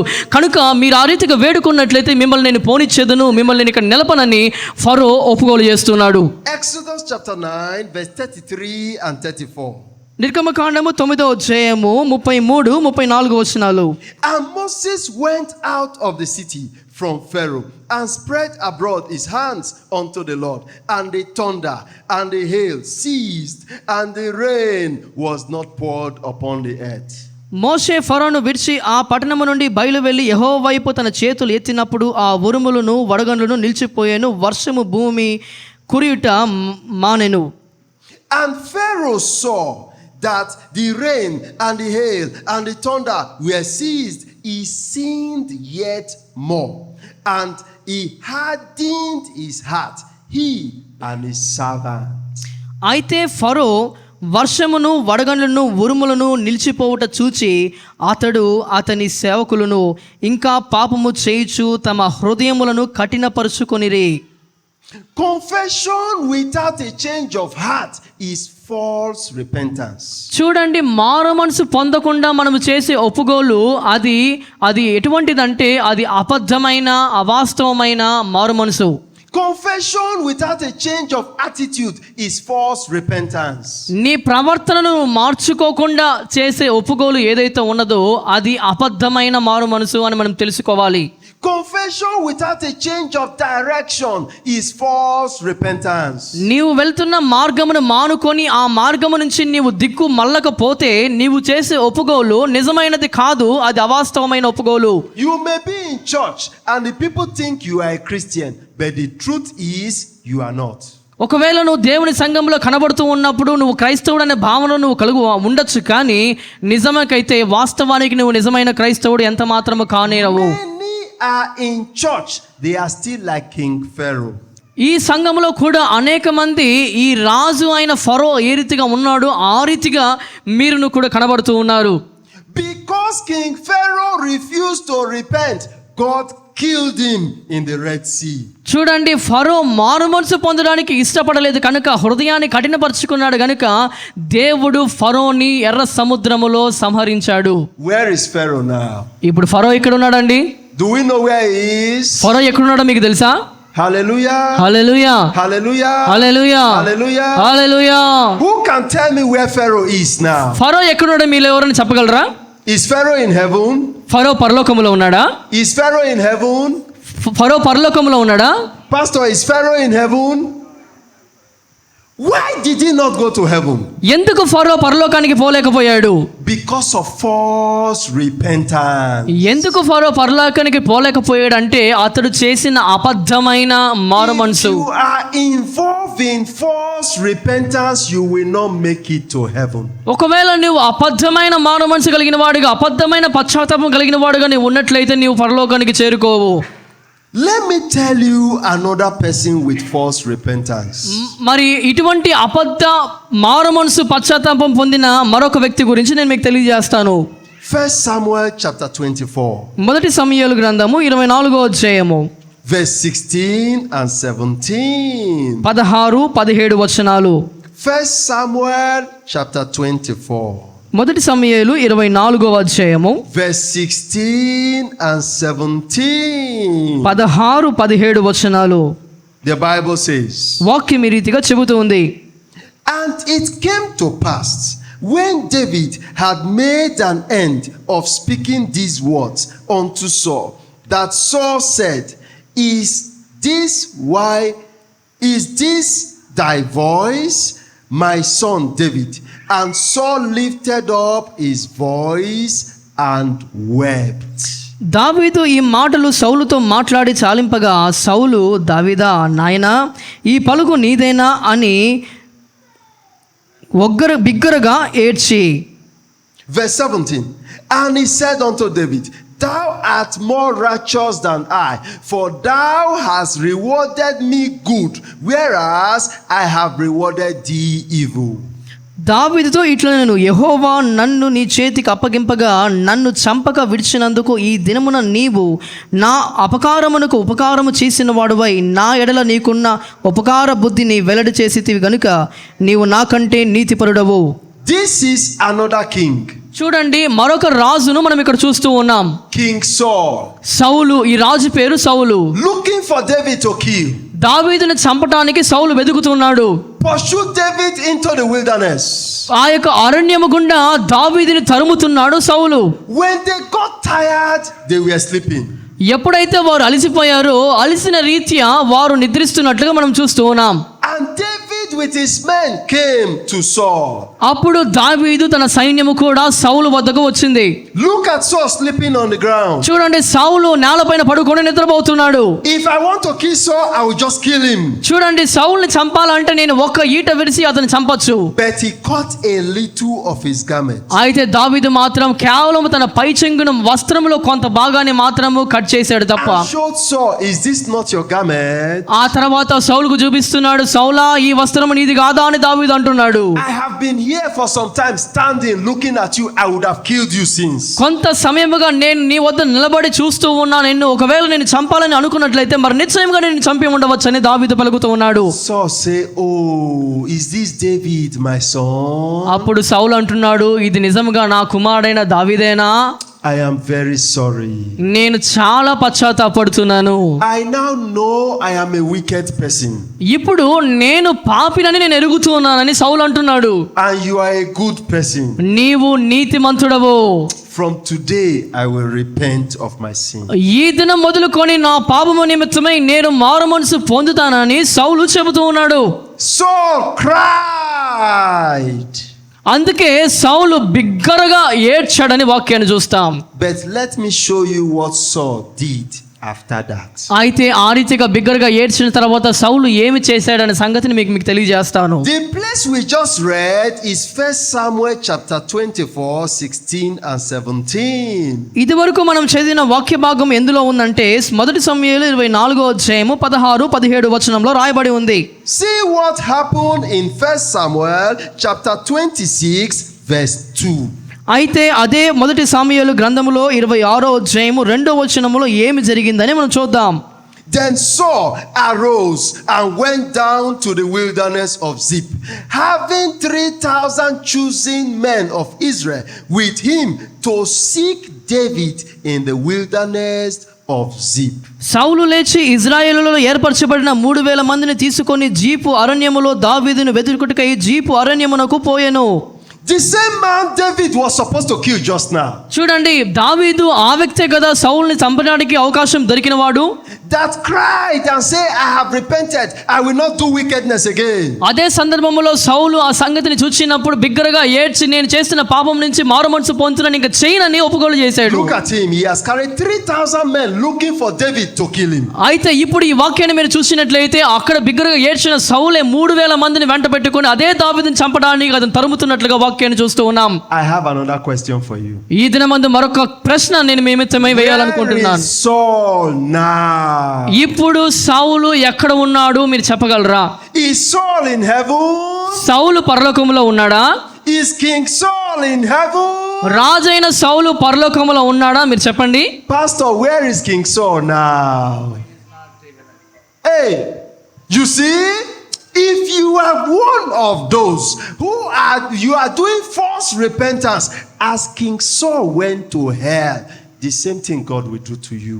చూసారా, మన వాక్యం చూస్తున్నట్లుగా సౌలు ఏ రీతిగా అబద్ధమైన మారు మనసు పశ్చాత్తాపం పడి ఉన్నాడు, ఆ రీతిగా నీవు కూడా ఉన్నట్లయితే నీవు కూడా సౌలు నరకానికి పోయినట్లుగా వెళ్తావు, కానీ పరలోకానికి చేరుకోలేవు. To church and you are not serious with what our beloved pastor is preaching. He is telling you every day, do not do this, do like this, do like that. You are not hearing, you are still doing it. When you die, you will see that God is terrible. చూడండి, మన ప్రియమైన దైవజనులు ప్రతి దినము అనునిత్యము మీకు బోధిస్తున్న రీతిగా ఈ పనిని చేయండి, ఈ పనిని మానుకోండి, ఈ పనిని చేయొద్దని మీకు బోధిస్తున్నప్పటికీ కూడా మీరు మారు మనసు పొందని స్థితిలో ఉన్నట్లయితే మీరు మరణించిన తర్వాత మీరు నరకంలో చూడబోతున్న మరి అప్పుడు ఆ దేవుడు చాలా భయంకరుడైన సంగతిని మీరు ఎరగవలసి ఉన్నది. There is a result if you have true repentance. అయితే నీవు నిజమైన యథార్థమైన మారు మనసు పొందిన వాడిగా ఉన్నట్లయితే దానికి ఒక ఫలితం అనేది ఉంది. Your sin will be forgiven. మీ పాపములు క్షమించబడతాయి. The Bible tells us in 1 John chapter 1 verse 19. మొదటి యోహాను 1వ అధ్యాయము 19వ వచనంలో వాక్యం ఈ రీతిగా సెలవిస్తా ఉంది. If ye confess your sins to me. ఎప్పుడైతే మీరు మీ పాపములు ఒప్పుకుంటారో, if ye confess your sins to him, ఎప్పుడైతే మరొక వ్యక్తితో మీరు మీ పాపములు ఒప్పుకుంటారో, he is faithful, అతను నమ్మదగిన వాడు, నమ్మకస్తుడు, he is just, ఆయన నీతిమంతుడు, to forgive you your sins, ఆయన నీతిమంతుడు కనుక ఆయన నీ పాపములు క్షమిస్తాడు, to cleanse you from all unrighteousness. నీలో ఉన్న సమస్తమైన అవినీతి నుండి ఆయన నిన్ను ప్రక్షాళన చేస్తాడు. But the condition is that you must repent and forsake and return to the Lord. అయితే ఇక్కడ ఉన్న ఆజ్ఞ ఏమిటంటే మీరు చేస్తున్న పాపములు నోటితో ఒప్పుకొని దాన్ని విడిచిపెట్టి దాని నుంచి తొలగి దేవుని వైపు మీరు తిరగవలసిన అవసరం ఉన్నది. Those evil things you used to commit, you will say to yourself, from today I will do it no more. ఏ పాపమునైతే నీవు చేస్తూ వస్తూ ఉన్నావో ఆ పాపమును ఇంకా చేయను, దాన్ని మానుకుంటానని నీలో నీవుగా నువ్వు చెప్పుకోవాల్సిన అవసరం ఉంది. These 6 things that God hates, those 6 things and the 7th thing that God hates, you must hate them. చూడండి, సామెతల గ్రంథం ఇదివరకు మనం చూసిన వాక్యం ప్రకారం ఆ 7 సంగతులు, ఆ 6 కానీ 7 సంగతులు దేవుడు ఏదైతే అసహించుకుంటున్నాడో వాటిని మీరు కూడా అసహించుకోవాలి. My people who are called by my name, నా పేరు పెట్టి పిలువబడిన నా ప్రజలు, if they shall repent from their sin, వారు పాపము నిమిత్తమై వారు మారు మనసు పొందినప్పుడు and pray unto me, నాకు వారు మొరపెట్టిన ఎడల I will hear them from heaven. పరలోకము నుండి నేను వారి మొరను ఆలకిస్తానని దేవుడు చెబుతూ ఉన్నాడు. I will forgive them their sins, వారి పాపములను నేను క్షమిస్తానని దేవుడు అంటున్నాడు. and I will heal their land. వారి యొక్క భూమిని నేను స్వస్థపరుస్తాను. Is it not in your Bible? ఆ వాక్యము మీ పరిశుద్ధ గ్రంథంలో లేదా? Is it not in your Bible? మీ పరిశుద్ధ గ్రంథంలో ఈ వాక్యము లేదా? ఉందా లేదా? Amen. Amen. That is in 2 Chronicles chapter 14 verse 7. 2 దినవృత్తాంతాలు 14వ అధ్యాయము 7వ వచనంలో ఈ వాక్యం రాయబడతా ఉంది. That is what the Lord is telling you tonight. ఈ మధ్యాహ్న కాల సమయంలో దేవుడు అదే వాక్యాన్ని మీకు బోధిస్తూ ఉన్నాడు. That is what the Lord is telling you this afternoon. ఈ మధ్యాహ్న కాల సమయంలో దేవుడు అదే వాక్యాన్ని మీకు గుర్తు చేస్తూ తెలియజేస్తూ ఉన్నాడు. The question is, what is Christianity? అయితే క్రైస్తవ్యం అంటే ఏమిటి? Christianity is living like Christ. క్రైస్తవ్యం అంటే ఏమిటంటే క్రీస్తును పోలి క్రీస్తులాగా బ్రతకడము, జీవించడమే. Does Christ have sin in his life? క్రీస్తు జీవితంలో పాపం ఉందా? And you have sin in your life. అయితే నీ జీవితంలో పాపం ఉంది కదా? And you are still lying that you are a Christian. అయితే నేను ఇంకా క్రైస్తవునని నువ్వు అబద్ధములు ఆడుతున్నావు. You see it's double punishment coming your way. చూడండి, మీ వద్దకు రెండంతల శిక్ష వస్తుందనే సంగతి మీకు తెలుసా? A sinner is not a Christian. చూడండి, పాపి అయిన వాడు ఎవడు కూడా క్రైస్తవుడు కానేరడు. And a Christian is not a sinner. చూడండి, క్రైస్తవుడుగా ఉంటున్న వాడు ఎవడు కూడా పాపి కాడు. As far as it is written in this Bible, ఈ పరిశుద్ధ గ్రంథంలో రాయబడిన ప్రకారము and you are not doing it, దాని ప్రకారం నీవు చేయకపోతే you will not make it to heaven. నీవు పరలోకానికి వెళ్ళవు. You cannot call yourself a Christian. నీవు క్రైస్తవుడుగా నువ్వు పిలవబడలేవు. Calling yourself a Christian is additional lie you are adding to the lies you have lied before. ఒకవేళ దేవుడు చెప్పినట్లు చేయకుండా నువ్వు క్రైస్తవుడుగా నువ్వు పిలిపించుకున్నట్లయితే నీవు అదొక అబద్ధమని, మరొక అబద్ధాన్ని నీ పాపంలో నువ్వు చేర్చుకుంటున్నావనే సంగతి నువ్వు మర్చిపోవద్దు. May God help us in Jesus' name. యేసు పేరిట నామములో దేవుడు మనకు సహాయం చేయను గాక. I don't want to talk too much this afternoon. ఈ మధ్యాహ్న కాల సమయంలో నేను ఎక్కువగా మీతో మాట్లాడాలని అనుకోవడం లేదు కానీ, Because we are going to Bangalore for another meeting. మరొక సభ నిమిత్తం మేము బెంగళూరుకి వెళ్ళవలసి ఉంది కాబట్టి But God has spoken to you. దేవుడు మీతో మాట్లాడి ఉన్నాడు. God has spoken about many things. అనేక సంగతులు దేవుడు మనతో మాట్లాడి ఉన్నాడు. He has spoken about the heart. హృదయం గురించి దేవుడు మాట్లాడాడు.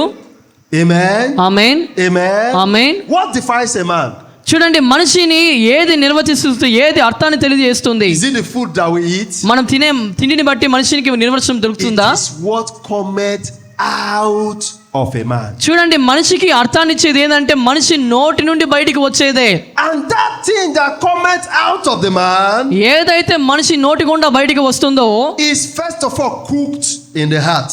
అది హృదయములో ఉన్నది. It is taught in the heart. హృదయములో నింపబడి ఉన్నది. Then the heart will send a signal to the brain. ఎప్పుడైతే ఆ రీతిగా హృదయము ఏదో ఆలోచన నింపబడుతుందో ఆ హృదయము మెదడుకు ఆలోచన పంపిస్తుంది. And it will tell the brain to tell that part of your body to do it. అప్పుడు ఆ యొక్క మెదడు ఏం చెబుతుందంటే నీ దేహము ఆ పని చేయడానికి ఆ మెదడు సూచన ఇస్తుంది. I give you typical example. Typical example. ఇది చాలా ప్రత్యేకమైన ఉదాహరణ. If I slap him, ఒకవేళ నేను ఇతనికి చెంపదెబ్బ కొట్టినట్లయితే is it a good thing? అది మంచిదా కాదా? Is it a good thing? మంచిదా కాదా? Hallelujah. మంచిదా కాదా? Hallelujah. Hallelujah. Hallelujah. Hallelujah. Is it a good thing? మంచిదా? పక్క వ్యక్తిని మనం చెంపదెబ్బ కొడితే మంచిదా? So before I slap him, నేను ఈ వ్యక్తిని చంపదెబ్బ కొట్టక మునుపు I'll first of all think it in my heart. నేను మొదటగా దాన్ని ఆలోచన చేసుకుంటా మనసులో. My heart will be telling me, slap him.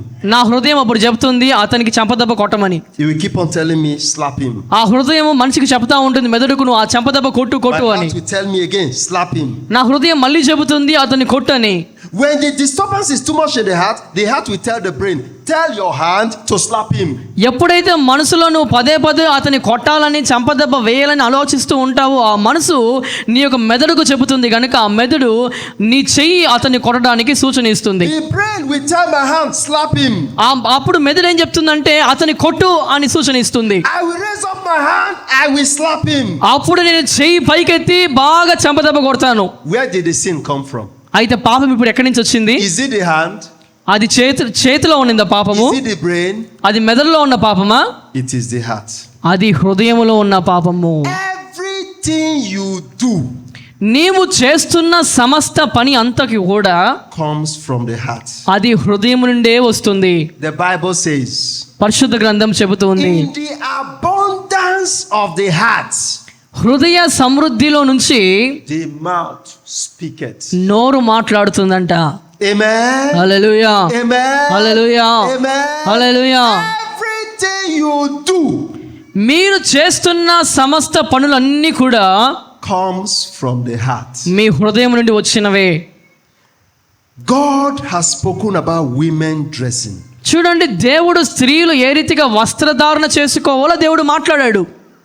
And those things he spoke about, దేవుడు మాట్లాడిన సంగతులు మనం చూసినప్పుడు it is because అది ఎందుకంటే they are not necessary for heaven. చూడండి, పరలోకానికి వెళ్ళడానికి అవన్నీ అవసరం లేదు కాబట్టి. I give you an example. ఒక ఉదాహరణ మీకు నేను తెలియజేస్తాను. God spoke about adornment. చూడండి, వస్త్రధారణ, బాహ్య సంబంధమైన వస్త్రధారణ లేదా అలంకరణ గురించి దేవుడు మాట్లాడాడు. Painting of your lips. చూడండి, మూతికి లిప్స్టిక్ రాసుకోవడం కావచ్చు.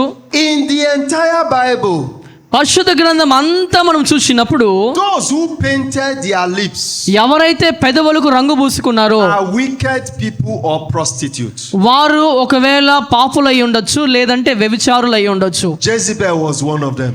యెజబెలు వారిలో ఒకటి. Who was Jezebel? యెజబెలు ఎవరండి? Was she a good woman? యెజబెలు మంచి స్త్రీనా? Was Jezebel a good woman? యెజబెలు మంచి స్త్రీనా? That is what our women want to emulate. చూడండి, అటువంటి యెజబెల్ లాంటి ప్రవర్తనను మన స్త్రీలు ఉన్నారు. Do you know the meaning of make-up? చూడండి, ఆ మేకప్ అనే పదానికి అర్థం మీకు తెలుసా? It means to complete. దాని అర్థం, మేకప్ అనే పదానికి అర్థం ఏంటంటే ఏదో పనిని సంపూర్ణం చేయడం. That is an insult to my God. చూడండి, అది దేవునికి అవమానము. If God cannot create you completely, చూడండి, దేవుడు మిమ్మల్ని సంపూర్ణంగా చేయలేని స్థితిలో ఉన్నట్లయితే, is it you that is a man that can complete yourself? దేవుడే చేయలేకపోతే నీవు చేయగలవా ఆ పనిని? Some say, I am not beautiful. కొంతమంది చెప్తారు నేను అందంగా లేనని. I need to put hole in my ear to put earring. చూడండి, నా చెవికి నేను రంధ్రము చేసుకొని చెవిపోగు వేసుకోవాలని ఆలోచన చేస్తూ ఉంటారు. I do not look like a woman at all. చూడు, నేను స్త్రీలాగా ఎంత మాత్రం కనబడడం లేదు అని వారు మాట్లాడతారు. If I put earring, people will know that I am a woman. నేను చెవిపోగులు ధరించినట్లయితే అప్పుడు ప్రజలు నన్ను స్త్రీగా గుర్తిస్తారని చెబుతూ ఉంటారు.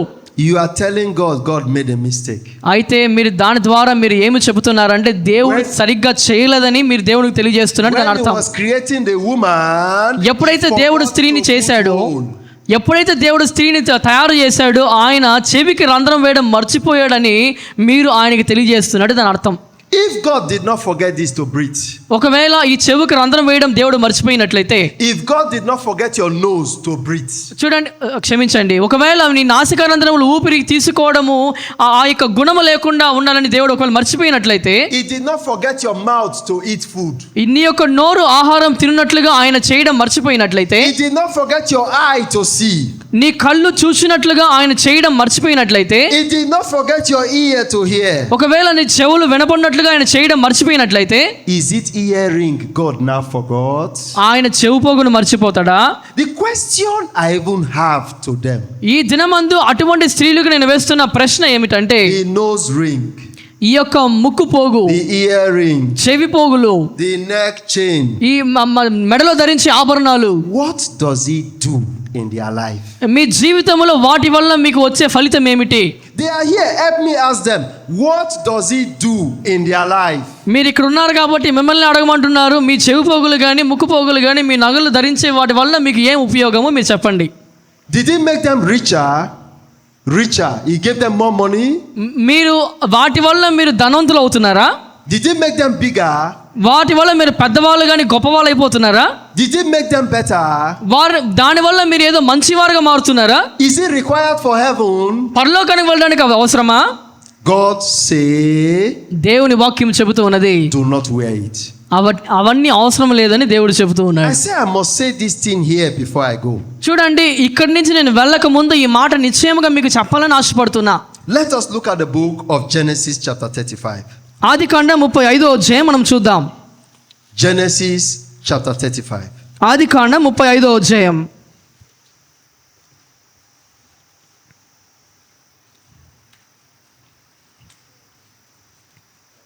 Genesis chapter 35. ఆదికాండం 35వ అధ్యాయం. Are we there? మనం అందరూ అక్కడ ఉన్నామా? I'm waiting because I want you to read it yourself. నేను ఎందుకు ఆలస్యం చేస్తున్నానంటే మీరు అందరూ కూడా ఆ వాక్యాన్ని నాతో పాటు చదవాలి కనుక సమయం ఇస్తున్నాను. ఆదికాండం 35వ అధ్యాయం. Genesis 35. ప్రతి ఒక్కరూ మీ గ్రంథాలు తెరవండి I దయచేసి. just want to talk about this dressing and these jewelries and we will pray and close. ఈ వాక్యంలో ఉన్న మరి వస్త్రధారణ గురించి నేను మాట్లాడి తర్వాత నేను వాక్యాన్ని ముగించబోతున్నాను. Who was Jacob? యాకోబు ఎవరు? Jacob was the brother of Esau. యాకోబు యాషావుకు సహోదరుడై ఉంటున్నాడు. And Esau sold his birthright to Jacob. యాషావు తన జన్మ హక్కును జ్యేష్ఠత్వాన్ని యాకోబుకు అమ్మివేశాడు. And after Esau sold the birthright, ఎప్పుడైతే యాషావు తన జన్మ హక్కుని యాకోబుకు అమ్మేశాడో he realized that he has lost his birthright. అతని జ్యేష్ఠత్వాన్ని అతను పోగొట్టుకున్నాడని అతని పశ్చాత్తాపడ్డాడు. God, the father blessed Jacob instead of Esau. అతని తండ్రి కూడా అబ్రహాము మరి యాషావును ఆశీర్వదించడానికి బదులు యాకోబుని దీవించినట్లుగా మనం చూస్తూ ఉన్నాం. Esau now wanted to kill Jacob. అయితే ఇప్పుడు యాషావు యాకోబుని చంపాలని ఆలోచన కలిగి ఉన్నాడు. Jacob now ran away from the house. ఇప్పుడు యాకోబు మరి ఇంటి నుంచి పారిపోయాడు. Do you know this story? ఈ కథ మీకు అందరికీ తెలుసు కదా? Do you know this story? కథ తెలుసా తెలీదా? If you know this story, raise up your hand. దయచేసి చేతులు పైకెత్తండి. యాకోబు యాషావు గురించి మీకు తెలిస్తే దయచేసి చేతులు పైకెత్తండి. Amen. Amen. As Jacob was going, ఎప్పుడైతే యాకోబు పారిపోతున్నాడో he got to a place called Bethel. Bethel అనే ప్రాంతానికి యాకోబు చేరుకున్నాడు. He was hungry, అతడు ఆకలిగా ఉన్నాడు, frustrated. చాలా తికమకలో ఉన్నాడు. He doesn't know where he was. ఎటు వల్లలో ఎటు పోతున్నాడో అతనికి అర్థం కావడం లేదు. Then he called on the God of Abraham. అప్పుడు అబ్రహాము దేవుణ్ణి యాకోబు పిలిచాడు. Isaac, ఐజాకు దేవుడు, which is his father. అతని తండ్రి అయిన ఇస్సాకు. And he said, if ye prosper me, అతను చెబుతున్నాడు, అబ్రహాము దేవ ఇస్సాకు దేవ నీవు నన్ను దీవించినట్లయితే back here to build a temple and worship you. నీ నిమిత్తమై ఒక మందిరాన్ని కట్టడానికి నిన్ను ఆరాధించడానికి ఇదే స్థలానికి నేను తిరిగి వస్తానని దేవునితో మాట్లాడుతున్నాడు. So God now prospered him. ఇప్పుడు దేవుడు యాకోబును ఆశీర్వదించి దీవించాడు. He went, he married. వెళ్ళాడు, వివాహం చేసుకున్నాడు. He married two wives, Rebecca and Rachel. Rachel and what's the other one? లే. Leah. He married two wives. అక్కడ యాకోబు వెళ్ళి అక్కచెల్లెలైన రాహేలును మరి లేయాను ఇద్దరిని వివాహము చేసుకున్నాడు. Rebecca is his mother. yes Amen. Hallelujah. So he now prayed, oh God, let my brother forgive me. ఇప్పుడు యాకోబు ఏమని ప్రార్థన చేస్తున్నాడు అంటే, దయచేసి నా అన్న నన్ను క్షమించినట్లుగా సహాయం చేయండి అని మొరపెడుతున్నాడు. He came back, the brother forgave him. అతను తిరిగి వచ్చినప్పుడు అతను కోరుకున్న రీతిగా అన్న అతని క్షమించాడు. And God now said, I have done my part. I have done my part. ఇప్పుడు దేవుడు ఏమంటున్నాడు అంటే, నేను చేయాల్సిన పని నేను చేశాను. it is time for you to do your promise. ఇప్పుడు నీవు నిర్ణయించిన ప్రమాణము నీవు చేయవలసిన సమయం ఇది అని దేవుడు That is మాట్లాడుతున్నాడు. the story in Genesis chapter 35. అదే సంగతి ఆదికాండ 35వ అధ్యాయంలో మనం చూస్తున్నాం. So let us read it from verse 1. 1వ వచనం నుంచి మనం ఈ వాక్యాన్ని చదువుకుందాం. And God said unto Jacob, Arise, go up to Bethel and dwell there, and make there an altar unto God that appeared unto thee when thou fleddest from the face of Esau thy brother. దేవుడు యాకోబుతో నీవు లేచి బేతేలునకు వెళ్ళి అక్కడ నివసించి నీ సహోదరుడైన యాషోబు ఎదుట నుండి నీవు పారిపోయినప్పుడు నీకు కనపడిన దేవునికి అక్కడ బలిపీఠము కట్టమని చెప్పగా, Then Jacob said unto his household and to all that were with him, Put away the strange gods that are among you, and be clean, and change your garments. యాకోబు తన ఇంటి వారితోనూ తన యొద్దనున్న వారందరితోనూ మీ యొద్దనున్న అన్య దేవతలను పారవేసి మిమ్మును మీరు శుచిపరచుకొని మీ వస్త్రములు మార్చుకొనుడి. మనము లేచి బేతేలుకు వెలుదుము. నా శ్రమ దినమున నాకు ఉత్తరమిచ్చి నేను వెళ్ళిన మార్గమున నాకు తోడై ఉండిన దేవునికి బలిపీఠము అక్కడ నేను కట్టేదనని చెప్పాను. And let us arise and go up to Bethel, and I will make there an altar unto God, who answered me in the day of my distress, and was with me in the way which I went. మనము లేచి బేతేలుకు వెలుదుము. నా శ్రమ దినమున నాకు ఉత్తరమిచ్చి నేను వెళ్ళిన మార్గమున నాకు తోడై ఉండిన దేవునికి బలిపీఠం అక్కడ నేను కట్టేదనని యాకోబు చెప్తున్నాడు. And they gave unto Jacob all the strange gods which were in their hand, and all their earrings which were in their ear, and Jacob hid them under the oak which was in Shechem. 4వ వచనం, వారు తమ యొద్దనున్న అన్న దేవతలన్నిటినీ తమ చెవులనున్న పోగులను యాకోబునకు అప్పగింపగా యాకోబు షెకెము దగ్గరనున్న మస్తకి వృక్షము కింద వాటిని దాచిపెట్టెను. Did you see? మీరు చూస్తున్నారా? God said, దేవుడు చెప్తున్నాడు, when Jacob was going and he did that promise to God, he was alone. చూడండి, యాకోబు వెళుతున్న మార్గములో ఉన్నప్పుడు ఆ మార్గములో యాకోబు ఎప్పుడైతే ప్రమాణం చేశాడో అప్పుడు యాకోబు ఒంటరివాడు. When he married Rachel and Leah, remember, one of them stole the father's gods, which is a jewelry. ఎప్పుడైతే యాకోబు మరి రాహేలును మరి లేయాను వివాహము చేసుకున్నారు, వారిలో ఒకరు వారి తండ్రి అయిన వద్ద ఉన్న విగ్రహమును, బంగారు విగ్రహమును దొంగలించినట్లుగా మనం వాక్యాన్ని చూస్తాం. So from where Jacob married, they are serving other gods. They were using earring, they were using neck chain, they were using bracelet, they were using all those things. So when God called him to go and build an altar, God said, these things are other gods. Don't put it on your body when you come to worship me. కాబట్టి యాకోబు వివాహము చేసుకున్న స్త్రీలు వారి ప్రాంతంలో ఉన్నవారు అన్య దేవతలను పూజించేవారు గనుక వారు ఆ విగ్రహాలను పూజిస్తున్నారు. మరి వారు చెవు పోగులు ధరించేవారు, మరి మెడలో మరి ఆభరణాలు ధరించేవారు, చేతి కడియాలు ధరించేవారు గనుక యాకోబు ఎప్పుడైతే బేతేలుకు వెళ్ళవలసి వచ్చిందో అప్పుడు చెబుతూ ఉన్నాడు, ఆ యొక్క విగ్రహాలను విడిచిపెట్టండి, ఆ ఆభరణాలను విడిచిపెట్టండి, మీ దేహం పైన ఉన్న ఆభరణాలను తీసివేసి మనం బేతేలుకు వెళ్దామని యాకోబు వారితో చెబుతున్నాడు. Took the instruction of God and asked them to put away all the gods which were with them, and earrings which were in the ears of the wife and the children. యాకోబు దేవుని వద్ద నుంచి పొందుకున్న సూచన మేరకు మరి అన్యమత దేవతలు అన్ని విగ్రహాలన్నింటినీ తీసివేయమని చెబుతున్నాడు. అంత మాత్రమే కాకుండా వారు చెవుల్లో ధరించిన చెవు పొగులను మరి బంగారు ఆభరణాలు అన్నీ కూడా తీసివేయమని యాకోబు తన భార్యలైన మరి రాహేలుకును మరి లేయాకును తెలియజేస్తూ ఉన్నాడు. Exodus chapter 33. నిర్గమకాండం 33వ అధ్యాయం. This is Moses. ఇక్కడ మోసే గురించి రాయబడతా ఉంది. After God have taken Moses and the Israelites out of Egypt. ఎప్పుడైతే దేవుడు ఇజ్రాయేల్ వారిని ఐగుప్తు దేశం నుంచి బయటకు తీసుకొని వచ్చాడో, Exodus chapter 33. నిర్గమకాండం 33వ అధ్యాయము. And I start from verse 1. 1వ వచనం నుంచి నేను ఆరంభించబోతున్నాను. And the Lord said unto Moses, Depart and go up thence, and thou and the people which thou hast brought out of the land of Egypt unto the land which I swear unto Abraham, to Isaac, and to Jacob, saying, Unto thy seed will I give it.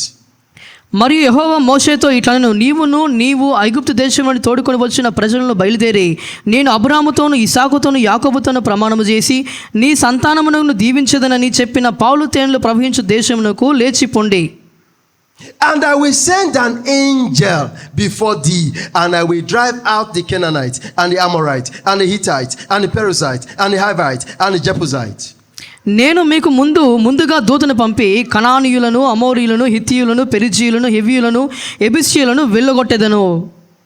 Unto the land flowing with milk and honey, for I will not go up in the midst of thee, for thou art a stiff-necked people, lest I consume thee in the way. మీరు లోబడ నొల్లని ప్రజలు గనుక నేను మీతో కూడా రాను, త్రోవలో మిమ్మల్ని సంహరించుదనేమో అని మోషేతో చెప్పెను. And when the people heard these evil tidings, they mourned, and no man did put on him his ornament. For the Lord had said unto Moses, say unto the children of Israel, ye are stiff-necked people, I will come up unto the midst of thee in a moment, and consume thee. Therefore now put off thy ornament from thee, that I may know what to do to thee. ప్రజలు ఆ దుర్వార్తను విని దుఃఖించిరి, ఎవడును ఆభరణములను ధరించుకొనలేదు. కాగా యెహోవా మోషేతో ఇట్లనెను, నీవు ఇశ్రాయేలులతో మీరు లోబడనొల్లని ప్రజలు ఒక్క క్షణమాత్రమును నేను మీ నడుమన వచ్చితిన మిమ్మును నిర్మూలము చేసేదని గనుక మిమ్మును ఏమి చేయవలనో అది నాకు తెలియజేయనట్లు మీ ఆభరణములు మీ మీద నుండి తీసివేయుడి అని చెప్పమనెను. And the children of Israel stripped themselves of their ornament by the Mount Horeb. కాబట్టి ఇశ్రాయేలీయులు హోరేబు కొండ యొద్ద తమ ఆభరణములను తీసివేసిరి. What is happening here? ఇక్కడ ఏమి జరుగుతా ఉంది? God was going with Moses and the Israelites right from Egypt. ఐగుప్తు దేశంలో ప్రయాణమైనది మొదలుకొని దేవుడు మోషేతోను ఇశ్రాయేలుతోను ప్రయాణం చేస్తూ వచ్చారు. Day and night God was with them. రెయ్యం పగుళ్ళు దేవుడు వారితో కూడా సంచరించాడు. When they started wearing jewelries that they took from Egypt, God now said, I will not go with you people again. ఎప్పుడైతే ఐగుప్తు దేశంలో ఉన్న బంగారుని వారు తీసుకొని ధరించుకోవడం ఆరంభించాడో దేవుడు అంటున్నాడు, నేను మీతో కూడా రాను అని. Because you people are stubborn people. ఎందుకంటే వారు చాలా కఠినమైన వారని, మెడవంచని ప్రజలని వాక్యాన్ని చూస్తున్నాం. I will send an angel to follow you. మిమ్మల్ని వెంబడించడానికి నేను దూతను పంపుతాను మీకు ముందుగా. Because if I follow you, I will destroy all of you. ఎందుకంటే నేను మీతో కూడా వచ్చినట్లే మిమ్మల్ని నిర్మూలన చేస్తానేమో అని దేవుడు అంటున్నాడు. He said, right now, put off the jewelries you are wearing, so that I will know what to decide about you. మీ నిమిత్తమై నేను ఏమి చేయాలో నేను ఆలోచించాలంటే దయచేసి మీరు ధరించిన ఆభరణములని తీసివేయమని దేవుడు అక్కడ కోరుతున్నట్లుగా వాక్యాన్ని చూస్తున్నాం. He said the children of Israel mourn. అయితే వాక్యం ఏం చెబుతుందంటే ఇశ్రాయేలు ప్రజలు ఆ మాట వినినప్పుడు వారు దుఃఖించిరి. No one did put on their jewelries anymore. ఆ వార్తని ఎప్పుడైతే వారు విన్నారో వెంటనే వారు ధరించిన ఆభరణములని తీసివేసి దాన్ని వారు తిరిగి ధరించలేదని వాక్యాన్ని చూస్తూ ఉన్నాం. Look at verse 7.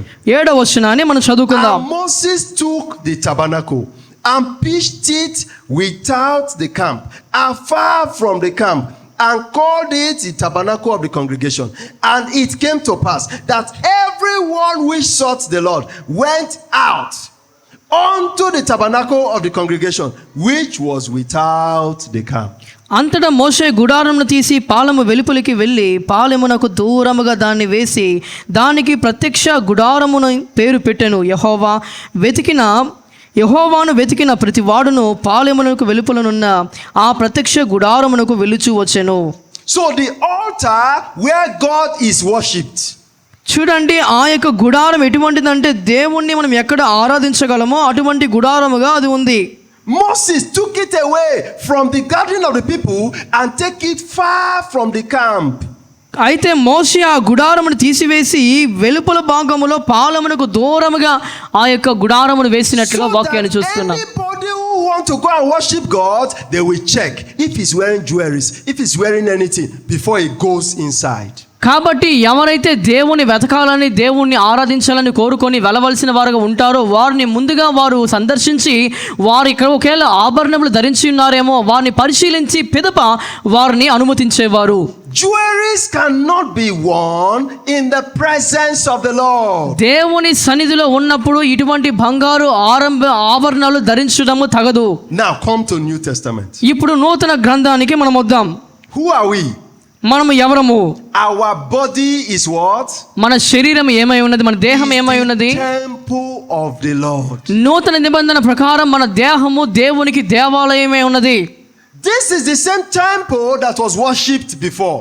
చూడండి, పౌలు కూడా అటువంటి సమయంలో దేవుణ్ణి ఆరాధిస్తున్న వ్యక్తిగా ఉంటున్నాడు. So how can you not put that jewelries upon the temple of the Lord? కాబట్టి మీరు దేవుని ఆలయముగా అనబడుతున్న మీ దేహాలపైన బంగారము ఏ రీతిగా మీరు ధరించగలరు?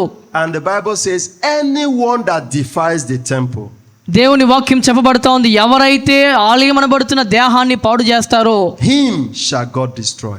వారిని దేవుడు నాశనం చేస్తాడని. Amen. Amen. So today we are going to repent. కాబట్టి ఈ దినమందు మనము పశ్చాత్తాపడబోతున్నాం, మారు మనసు Clean పొందబోతున్నాం. repentance. నిజమైన మారు మనసు. Are we ready to repent? ఈ రోజు నిజమైన మారు మనసు పొందడానికి మనం If సిద్ధంగా we are ఉన్నామా? ready to repent, let us see our hands up. నేను నిజంగా మారు మనసు పొందాలని ఆశిస్తున్నానని చెప్పినట్లయితే మీ Let చేయి us పైకి be on ఎత్తారా? our feet as we pray. మీరు నేను నిజంగా వాక్యాన్ని బట్టి మారు మనసు పొందాలని ఆశపడుతున్నానని చెప్పగలిగిన Let వారు us be on దయచేసి our లేచి feet నిలబడండి. as we pray.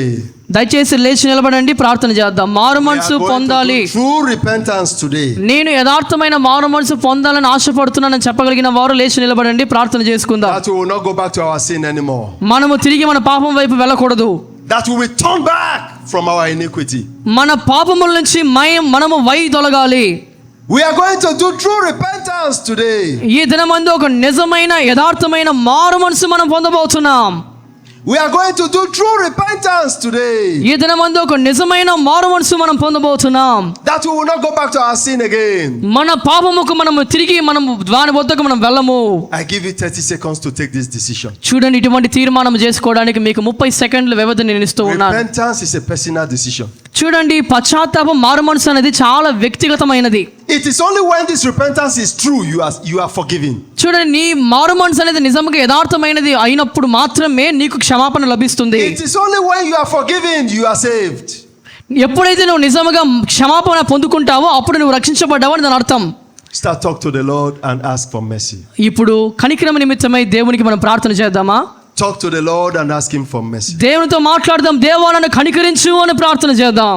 Talk to the Lord and ask him for mercy. ప్రభువా నన్ను కనికరించు అని అడుగుతావా? God wants you to identify with him. దేవుడు మనల్ని గుర్తించాలని కోరుకుంటున్నాడు. In Jesus' name. యేసు నామములో దయచేసి అందరూ నోరు తెరిచి ప్రార్థన చేసుకుందాం. వాక్యం చెప్పబడిన రీతిగా నిజమైన మారు మనసు నాకు కావాలి దేవా అని చెప్పగలుగుతారా? In Jesus' name. యేసు నామములో బిగ్గరగా ప్రార్థన చేద్దాం. ప్రతి ఒక్కరు నోరు తెరవండి. వాక్యం విన్న ప్రకారము దేవునితో మాట్లాడదాం. ప్రభువా నన్ను క్షమించు. Amen. Let us stop praying. Let us stop praying. Amen. ఒక్క నిమిషం ఆగండి, ఒక్క నిమిషం ఆగండి. Amen. Amen. Let us put down our hands. చేతులు దించండి, చేతులు కిందకి దించండి, Put down our hands. చేతులు కిందకి దించండి.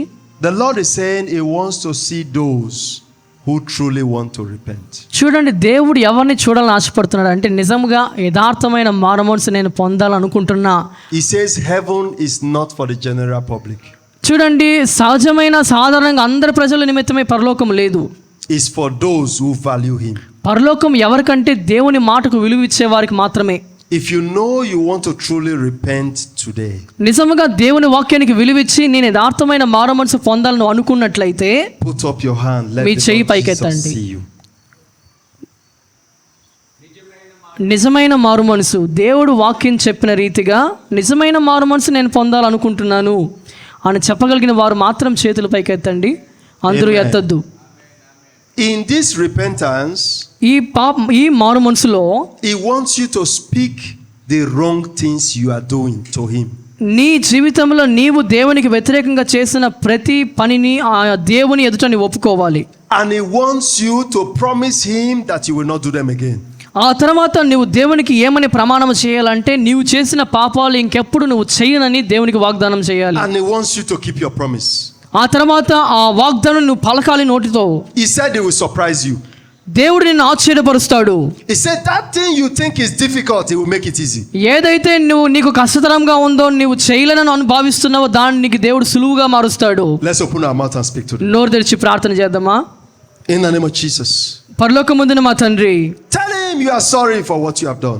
మీరు చేసిన తప్పిదాల నిమిత్తమై దేవునికి క్షమాపణ చెప్పండి. Speak those things you have done unto him. దేవునికి వ్యతిరేకంగా నీవు చేసిన ప్రతి పనిని ఒప్పుకోలు చేసి దేవునికి క్షమాపణ చెప్పండి. He died on the cross of Calvary for this purpose. ప్రభువా, ఒక ఉద్దేశం నిమిత్తమై నేను పాపము చేసి ఉన్నాను, So that your sins may be truly forgiven. నా పాపములు క్షమించండి తండ్రి అని మొరపెడదాం. Ask him for mercy. చూడండి, ప్రభువుని కనికరమ నిమిత్తమై వేడుకుందాం. Ask him for mercy. కనికరమ నిమిత్తమై ప్రభువుని వేడుకుందాం. Cry unto him for mercy. కనికరమ నిమిత్తమై ప్రార్థన చేద్దాం. Cry unto him for mercy. కనికరమ నిమిత్తమై ప్రార్థన చేద్దాం. Close your eyes as you pray unto the Lord. దేవునికి ప్రార్థన చేస్తుండగా కళ్ళు మూసుకుంటావా? Come to him in heaven. పరలోకమందున దేవుని వైపు తేరి చూచు. Cry for your sin, he will forgive you. ఆయన నీ పాపముల నిమిత్తమై మరణించాడు కనుక నీకు క్షమిస్తాడు నువ్వు ఒప్పుకున్నట్లయితే. Ask him for mercy.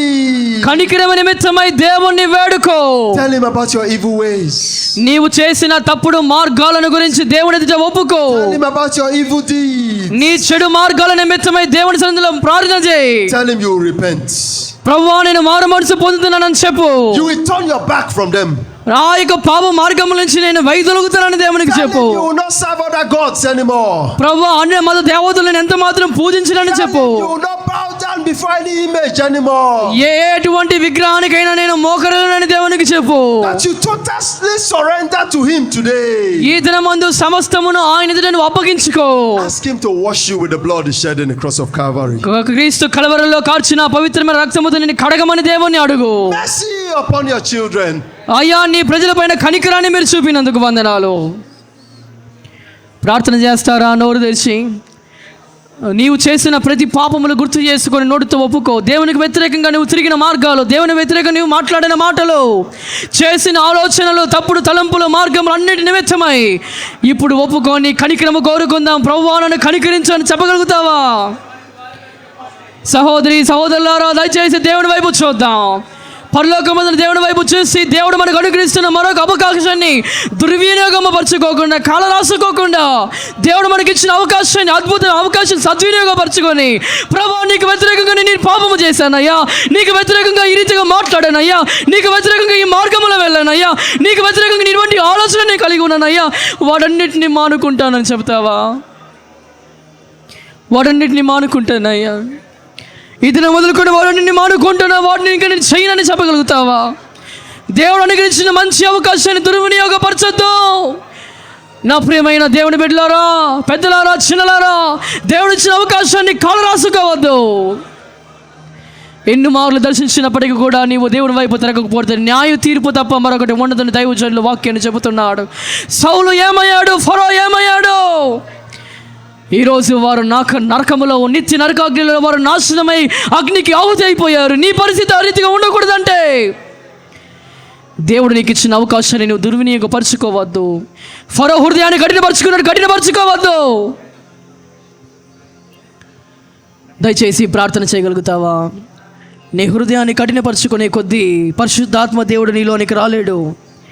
పరిశుద్ధాత్మ దేవుడు నీలోకి రాకపోతే నువ్వు ఒప్పుకోలు చేయలేవు. పరిశుద్ధాత్మ వచ్చినప్పుడు సమస్త పాపములను ఒప్పింపజేస్తాడని వాక్యం రాయబడుతోంది. దాని అర్థం ఏమిటంటే నీవు కఠినముగా ఉన్నంత వరకు దేవుడు నిన్ను దర్శించలేడు. ప్రియమైన సహోదరి సహోదరుడా, ఇప్పుడు చెప్పబడిన వాక్యాలన్నీ పరిశుద్ధ గ్రంథంలో